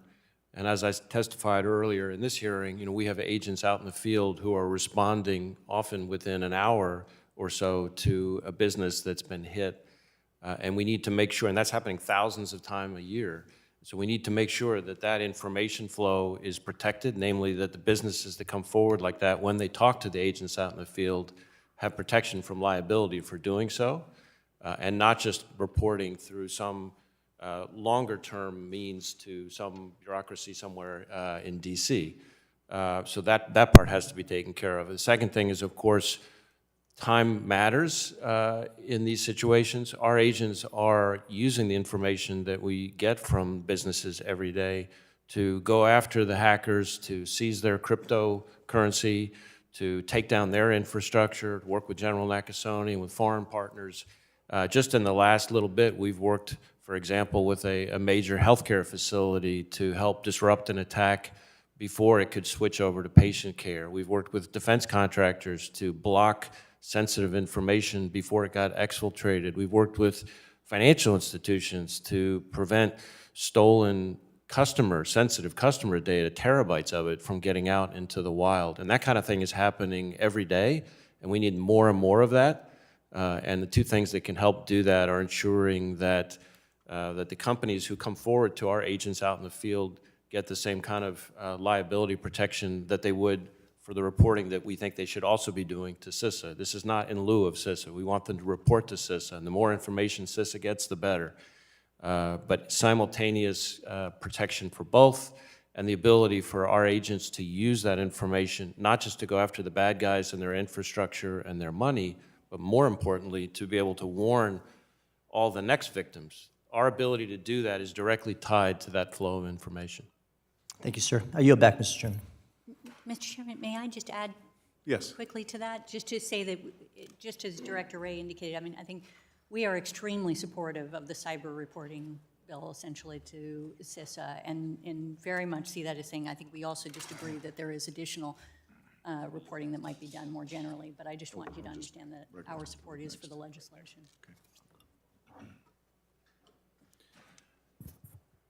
Mr. LaHood, or Mr. Cooper, I'm sorry. Thank you, Mr. Chairman. I'd like to congratulate all the witnesses for your excellent work, your service to the country. I'm sorry that Ukraine has superseded your report, because it's actually excellent. I hope that the public will read it. It's an extraordinary joint effort on your part. So congratulations on that. Second, I just wish that the Treasury, Janet Yellen and Wally Adeyemo, were present, because I think their work in depriving Vladimir Putin of his war chest was extraordinary and unanticipated. It's one of those things, overnight success, that was probably 20 years in preparation, but thank goodness it was done. A third, it's my understanding that another top Russian general has just been killed in Ukraine. This one, Gerasimov. I don't know if any of you know about that, but this would be the second one to die, apparently of a sniper attack. And it also has come to the attention of the media that the top general in Russia, Sergei Shoigu, even though he's the top general, has never been a professional military man, which kind of shows a certain, perhaps, decay within the Russian armed services. But my main focus, I wanted to be the cyber war issues. So General Nakasone, you do a superb job, and I think we've adequately covered the duty to report, which hopefully doesn't have to be enforced by legislation. People will want to come forward, but when small town school systems and dentist offices are being attacked, then the problem is indeed, widespread. I'm aware of at least one major American utility that has a day without cyber, so that all of their employees can try to cope without even smartphones or cell phones. And do you think that's a wise practice, or is that overdoing it, to try to have our utilities a hardened target, more protected, so that employees can cope without their usual cyber tools? So, Congressman, I hadn't really thought of that as a means, but here's what I would say. We're committed to our critical infrastructure to look at ways upon which it must be strengthened. We've done a lot of work in terms of some of the innovative things that both Director Ray and myself and Director Easterly have done with CISA to release unclassified information to be able to ensure that our partners understand it. But I think it begins with just this realization that we have to get better, we have to harden our infrastructure, and we have to have an ability to be more resilient. I was just thinking of things that individual companies can do on their own to prepare for what looks like it's going to be inevitable, regardless of the war in Ukraine or not, because hacking and ransomware are increasingly ubiquitous. I congratulate our banks, because so far they've been particularly robust. People haven't lost money. Your account is not gone to zero. Is it safe to say that depositors would be protected, at least up to the federal minimum, if a bank were to be hacked and suddenly their hard-earned savings were made to disappear in a cyber realm? I believe that's the case. This is not my area of expertise, though, so I should do it with a certain amount of So depositors under, say, $200,000 would not need to worry, because that is a worst-case scenario. But as Putin's generals are being killed in Ukraine and he's increasingly cornered, I would anticipate he would do increasingly desperate things. The Financial Times is published in London, and they had a particularly interesting issue this last weekend, because even in a London-based paper, they talked repeatedly about Londongrad, how their city, that wonderful city of London, had been increasingly taken over by oligarchs for decades. They reported things like 11 Russian-born kids at Eton, and they got to meet with Vladimir Putin before Theresa May, the former prime minister, got to meet. It's kind of extraordinary. It's not just in real estate. It's not just in yachts. It's not just in jets. It's not just in assassinations, several of which have occurred in and around London. Are there any cities in the U.S. that have been similarly challenged, like London? Do we need to be alert to certain areas of our country that have been a favorite of the oligarchs, a playground of the oligarchs? Do we have a Londongrad in America? I don't know the answer to that. I don't know if I'm not sure I could identify a specific U.S. city. I think as a general matter, partly because of the aggressive stance we're taking, oligarchs are seen less and less often on U.S. soil. Well, now perhaps, but in previous years, perhaps they played more freely. I see that my time has expired. I thank you, Mr. Chairman. Thank you, Mr. LaHood. Thank you, Mr. Chairman. I want to thank all of you for your commitment and dedication to the work that you do in service of our country. Director Array, I wanted to talk to you a little bit about FISA. As you're aware, Section 702 of FISA is scheduled to expire in December of 2023. And I think you know that the FBI's credibility with members of Congress when it comes to managing and executing this law is dubious at best, and I would say in a bipartisan way. Last year, as you know, OD&I declassified a FISA court opinion from here in the District of Columbia, and it was Judge Borsberg, and as part of his judicial oversight, really just criticized extensively the FBI and the FISA process. And Mr. Chairman, just for the record, I'd like to ask unanimous consent that the redacted opinion be made part of the record. Without objection. As you know, in that opinion, Judge Boasberg went through and detailed the FBI breaches, the illegal activity, the abuse of power, and the blatant failures of this process. And as you know, Director Wray, in the opinion, they specifically, the judge highlighted a dozen of FBI queries that were, quote, conducted in support of predicated criminal investigations that accessed Section 702 acquired information. This includes purely domestic activities like healthcare, fraud, bribery, and public corruption that were outside the norms of 702. Director Wray, was that appropriate conduct? I think the judge's opinion speaks for itself that it was not. I would say that it's important that the court did not find unlawful purpose or bad faith or anything like that, but that doesn't make it any less unacceptable to me. I think the most important thing that I would call out here in this kind of setting, and we could obviously have a longer conversation, is that the queries at issue, the compliance incidents at issue involved there all predate massive changes that have been made by my leadership team and I since then that include all sorts of changes to systems, to training, to safeguards, to policies. We created a whole new Office of Internal Audit that didn't exist before that's solely focused on FISA compliance. So I could go on and on about the changes that have been made, but all of those incidents predate all of those fixes. And I'm highly optimistic that those changes will dramatically improve our compliance rate, and you can bet that I am hell-bent on making sure that we do.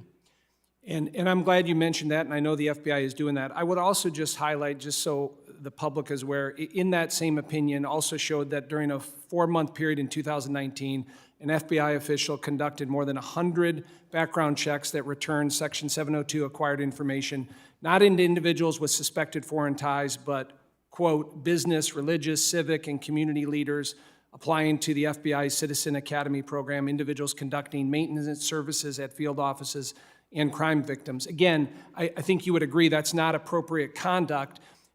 just to follow up on the internal mechanisms that you've gone through, what were the consequences for FBI personnel that repeatedly violated these compliance procedures? I'm not sure that I could cite to you, sitting here right now, exactly what happened with each specific employee. Again, I think it's important to recognize that the court did not find unlawful purpose or bad faith by anybody involved, did find that they had not complied with the standards and the processes. And so, as I said, we've had significant changes that involve mandatory training and counseling to all sorts of individuals. We've got the new Office of Internal Audit. We've built in systems changes that make it harder for people to run queries. We've got additional supervisory approval, et cetera. Well, I appreciate that, Director. I guess as we think about coming up on December 2023, we understand, many of us, how important this program is, to what the intent of it is. But I guess in laying out your changes, your reforms, what you've done, I'm not sure we up here understand that.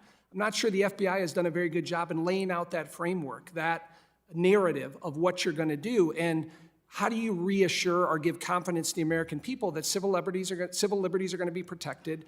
But that message, I'm not sure, is permeating to the American public or to members of Congress up here. And so I guess my last point is, in terms of what you're doing, what are the metrics or benchmarks we ought to be looking at that you're being successful? Well, I think part of what there are a number of mechanisms of oversight that exist on Section 702. And of course, now we have a new one, namely this Office of Internal Audit. But in addition to that, you have the Justice Department's National Security Division. You have the court's own review processes. And so my strong expectation is that all of these efforts that we've undertaken over the last 18 months or so should dramatically reduce the rate of compliance incidents.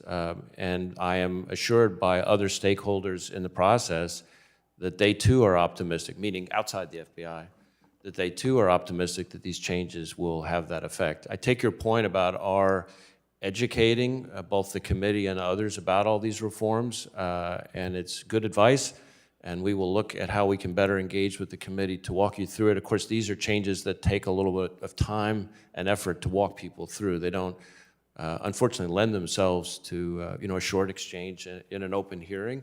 But you're absolutely right. I think the burden is on us to walk you all through it because you do understand just how important a tool this is. This is the tool that we use more and more these days to identify cyber victims and get out and warn them. This is the tool we use to go after foreign intelligence services, the MSS and the Russian intelligence services, the Iranians and their increasingly brazen activity. This is the tool that we're going to need more and more, not less and less, over the next 5 years as the terrorist landscape, with the withdrawal in Afghanistan, with the degeneration in Ethiopia involving al-Shabaab. I could go on and on, but just about every threat that you've heard about, to the extent that it affects the homeland from overseas, 702 is going to be the tool that protects us. So we want to make sure that we give you all and the rest of the Congress the information you need to get comfortable. But I cannot stress enough how important a tool it is and how committed my leadership team and I are to making sure that the reforms that we've put in place have the effect that you rightly expect from us. Thank you. Representative Speer. Thank you, Mr. Chairman. I share with all of my colleagues really bipartisan support for the extraordinary leadership you've all shown, and I know you've been working long hours, and we're deeply grateful to you. I want to associate myself with Mr. Fitzpatrick's comments. I believe that the American people think we need to do more. And to call this unprovoked is actually modest. It is premeditated. It is savage. It is unconscionable brutality. And we're going to watch a genocide happen in Ukraine if we don't create our own red lines. So I guess I'd like to start with you, Director Burns, because you know Vladimir Putin better than probably anyone else in this room. He's already said he has a red line, which is the economic sanctions. That was the beginning of World War III. He clearly wants to recreate the Soviet Union and pick up all the Balkan states. Why are we somehow reluctant to recognize that he's willing to go as far as he needs to go? Well, Congresswoman, I think, Putin's actions, especially in the last 2 weeks, and they have been premeditated and they have been savage, just as you described, I think should remove any doubt about, the depth of his determination, not just with regard to Ukraine, but in terms of, how he exercises Russian power. I would, however, say that what he's been met with since then, first and foremost by Ukrainians themselves and their courage and their heroism and the strength of their leadership, has surprised and unsettled him. I think he's been unsettled by the Western reaction and allied resolve, particularly some of the decisions the German government has taken. I think he's been unsettled by the performance of his own military. I guess, excuse me for interrupting, Sure. but do you, knowing as much as you know about him, he's not going to stop at Ukraine, correct? Well, I think that's what makes it more important than ever to demonstrate that he's not going to succeed in Ukraine. And I think that's what the challenge is for all of us, because what's at stake is more, as important as Ukraine's sovereignty is, what's at stake is more than that. It's about an incredibly important rule in international order. The big countries don't get to swallow up small countries just because they can. And I think this is one of those pivotal points where we and all of our allies and partners need to act on that, and I think that's what we're doing. Thank you. General Nakasone, Russia has not really engaged in a lot of cyber warfare to date in Ukraine. Can you indicate why not, based on your estimation? And should we be prepared in the United States for that to be one of his next actions against us? Congressman, let me start with the last part of your question, which is yes, definitely. We have to be prepared for the Russians and any other threat that would try to put us at risk in cyberspace. In terms of Russia, they have conducted several attacks in the Ukraine, 3 or 4 upon which we've watched and we've tracked very carefully. In terms of why they haven't done more, I think that's obviously some of the work that the Ukrainians have done, some of the challenges that the Russians have encountered, and some of the work that others have been able to prevent their actions. And so it has not been what we would anticipate when we were going into this several weeks ago. I don't know if this should be to you, General Nakasone or General Barrier, but can we now say that Putin has conducted himself in a manner that he has created war crimes? Do we have evidence? I'm sure General Barrier can answer that much more effectively. Representative, I don't know that we have direct evidence besides what we see on social media. Certainly the bombing of schools and facilities that are not associated with the Ukrainian military would indicate to me that he's stepping up right to the line if he hasn't done so already. All right, thank you. Director Wray, have we seized any U.S. real estate owned by oligarchs or their family members since the president created the task force? I'm not sure I know the answer to that. I know that we have taken right. law enforcement action under the task force that the president created just as recently as a few days ago that involved criminal charges, and there may have been some seizures associated with that. I just apologize. I don't know off the top of my head. Could you provide that to the committee? I think the American people want to see action. And by the way, both New York City and Miami are the locus of many of the oligarchs' real estate ownings. General Barrier, in my last 12 seconds, I will ask that you take this question for the record and provide me additional information later. The Wall Street Journal just did an article that was deeply troubling to me and I think to my colleagues about a toxic environment in DIA. A whistleblower came forward. There is egregious behavior going on. At another time, I would like you to provide us additional information about what you are doing to change that. I yield back. Mr. Gallagher. Director Burns, at the risk of stirring up unwanted nostalgia or adding gray hair, I feel like you're in a unique position, given your experience in Russia and negotiating with the Iranians, to answer some of these questions. Is there any evidence that the Central Bank of Iran has stopped financing terrorism? I'll have to get back to you on that, Congressman, as well. I just want to give you a well-informed answer. And happy to address that in classified session. I think it's important perhaps for the president to understand to what extent they are prior to us deciding to lift sanctions on the central bank of Iran, and that's the intent of the question. So I look forward to following up on that. A related question, do the Russians believe that they have leverage over us because of the ongoing negotiations over Iran's nuclear program in Vienna? I don't think the Russians, right now they're so preoccupied in Ukraine, I don't think they exaggerate the influence or the leverage that they have. I mean, over the years, and we'll see what happens now, given the depth of, division over Ukraine. But, what's been remarkable over a number of years is the extent to which they've contributed to those negotiations. Now, it remains to be seen whether that's going to continue, but up until this point, that's been the case. So then do you view, what's the lead negotiator? Is it Ulyanov? Forgive me if I'm mispronouncing Ulyanov, that. Bragging that he's swindled us in Vienna, is that just mere bluster? More to the point, Lavrov demanding that no sanctions with respect to Ukraine impede their ability to do business with Iran going forward. Should we view that as bluster then? No, I take that seriously. I mean, it's something we have to take seriously as well, and I don't think we can just assume that that's bluster.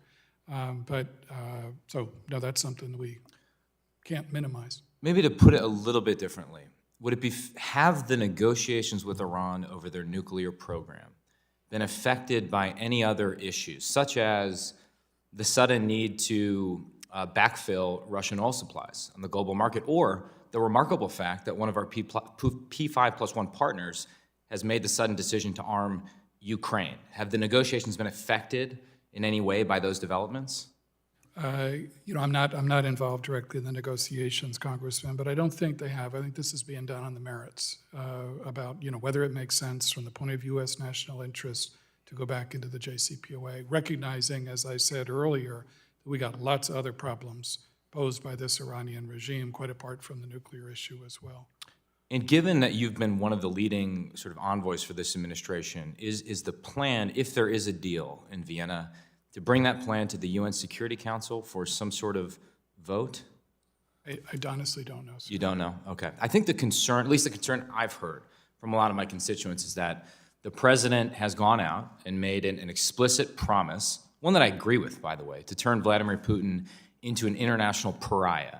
But at the same time, if we have the State Department, who's not represented here today, saying we're going to continue to cooperate with Iran on the with Russia on the P5+1 negotiations over Iran's nuclear program, well, those two things don't necessarily add up. Now, I get diplomacy is complex. You've literally written the book on it, and we have to manage multiple crises. But it seems obvious to me that the Russians are at least trying, in a public narrative, if nothing else, to connect the two issues, though you have just said that they remain unconnected, if that makes sense. Now, what I said, Congressman, is from the point of view, as I understand it, of our approach to the negotiations, they're not connected. We're doing this on the merits with regard to the Iranian nuclear issue.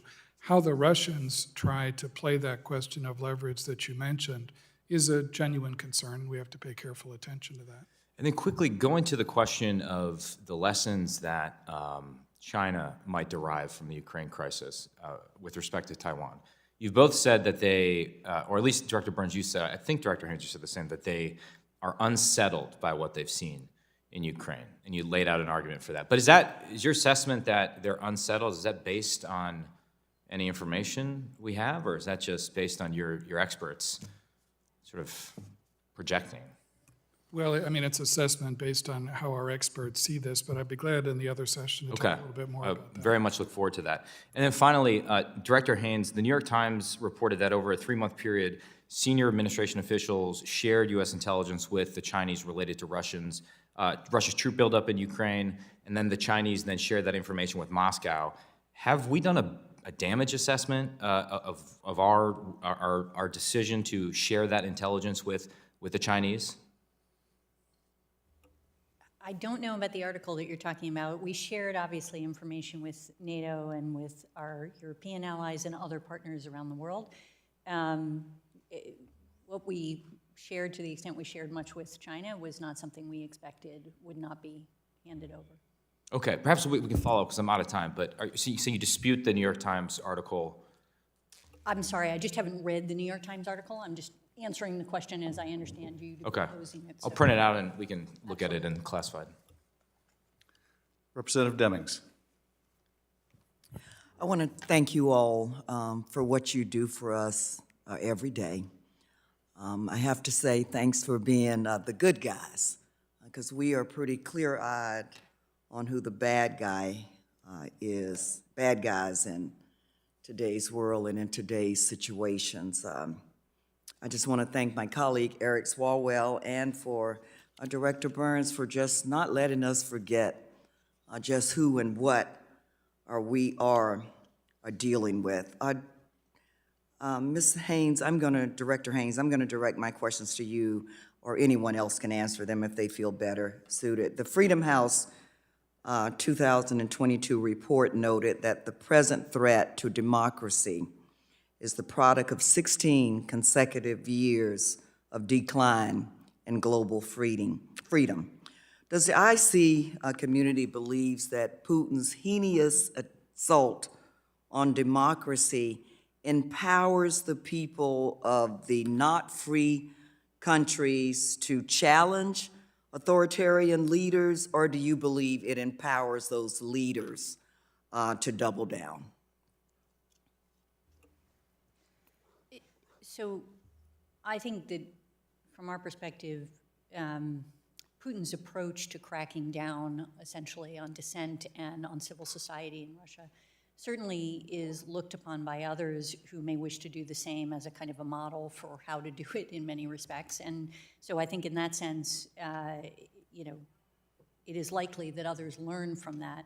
I hope that the heroic resistance that we see in Ukraine and that our efforts to really expose President Putin for who he is and for the choices that he's made help to promote and empower populations to speak up in dissent from such authoritarian efforts. But I make sure that this question of others would like to add to this. Director Burns? Oh, I think I was someone, just as Director Haynes said, this depends on how this turns out. I mean, I think if Ukrainians demonstrate the hollowness of what Putin and Putinism represent, then I think it sends a very strong message. I think if the Western resolve that we've seen in response to this helps to demonstrate to people the resilience of democracies at a time when there's been lots of speculation about them not being so strong and not so resilient, I think that carries a message that goes even beyond, you know, what's unfolding in Ukraine today. So that's really what's at stake. Thank you. Could you also do an assessment of the threat to democracy in Latin America, for example, and the effectiveness of China and Russia to supplant the U.S. as the partner of choice to countries that have been reliable allies? Yes, we can absolutely provide to you an assessment on that. And does the IC observe the anti-democratic heads of state in Latin America amplifying Russia's malign influence messaging in the region designed to sow distrust in the U.S.? Is that a part of their plan? I think, as your question indicates, many countries in Latin America, and as our assessment indicates, are essentially under pressure, economic pressure, political pressure, a variety of different forms of pressure, and as a consequence are being forced to make decisions about whether or not they accept what is frequently an open hand from Russia or China, but with a price tag, essentially, for a variety of different projects that might be useful to those leaders in the context of their work, but nevertheless are expected to buy influence, in effect, within their countries. And so we do see that. Do you believe the use of surveillance technology is likely to increase in Latin America for the same purpose? I think the likelihood of surveillance technology to increase around the world is likely.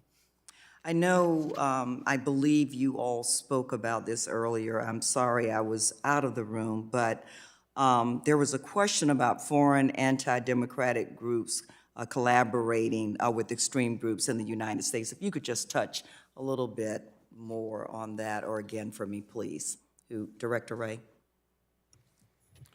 What I would say is we certainly have seen foreign groups, sometimes non-state actors, but who have relationships of their own with foreign governments, seek to amplify discord and divisiveness here to provide essentially gasoline on the fire of various demonstrations and things of that sort, but then also potentially to have that boil over into violence if necessary. And certainly we have also seen domestic violent extremists here in the U.S. seek to connect with like-minded groups overseas through travel, in some cases training, et cetera. So that's another part of, another dimension of this. Okay, thank you. Mr. Chair, I yield back. Thank you. I just had one follow-up question. To what degree, Dr. Haynes or anyone, are you concerned that the Russians may use cryptocurrency to evade sanctions? What capacity is there to do that? Yeah, we've seen, obviously, cryptocurrency as a concern in relation to trying to avoid sanctions, and I think there may be some of that. We should get you an assessment so that you get an educated perspective from the analyst, but I think our assessment generally has been that it would be challenging for them to be effective at completely undermining the sanctions using cryptocurrency. Mr. Turner? Thank you very much for your testimony today. And again, I think the profound thanks of Congress, but also the American people for the extraordinary work you do to keep us safe and the extraordinary degree of fidelity you had in your anticipation of Putin's moves. Let me just reiterate our request with respect to the 9/11 documents, which are being redacted and made public. We still have not been able to obtain the full unredacted documents, which we would like to see to be able to evaluate and make sure that the redactions are properly based. So we would like to reiterate our request to see the full unredacted 9/11 documents as well as the justification for any redactions. With that, I thank you, and we will see you in closed session shortly. We're adjourned.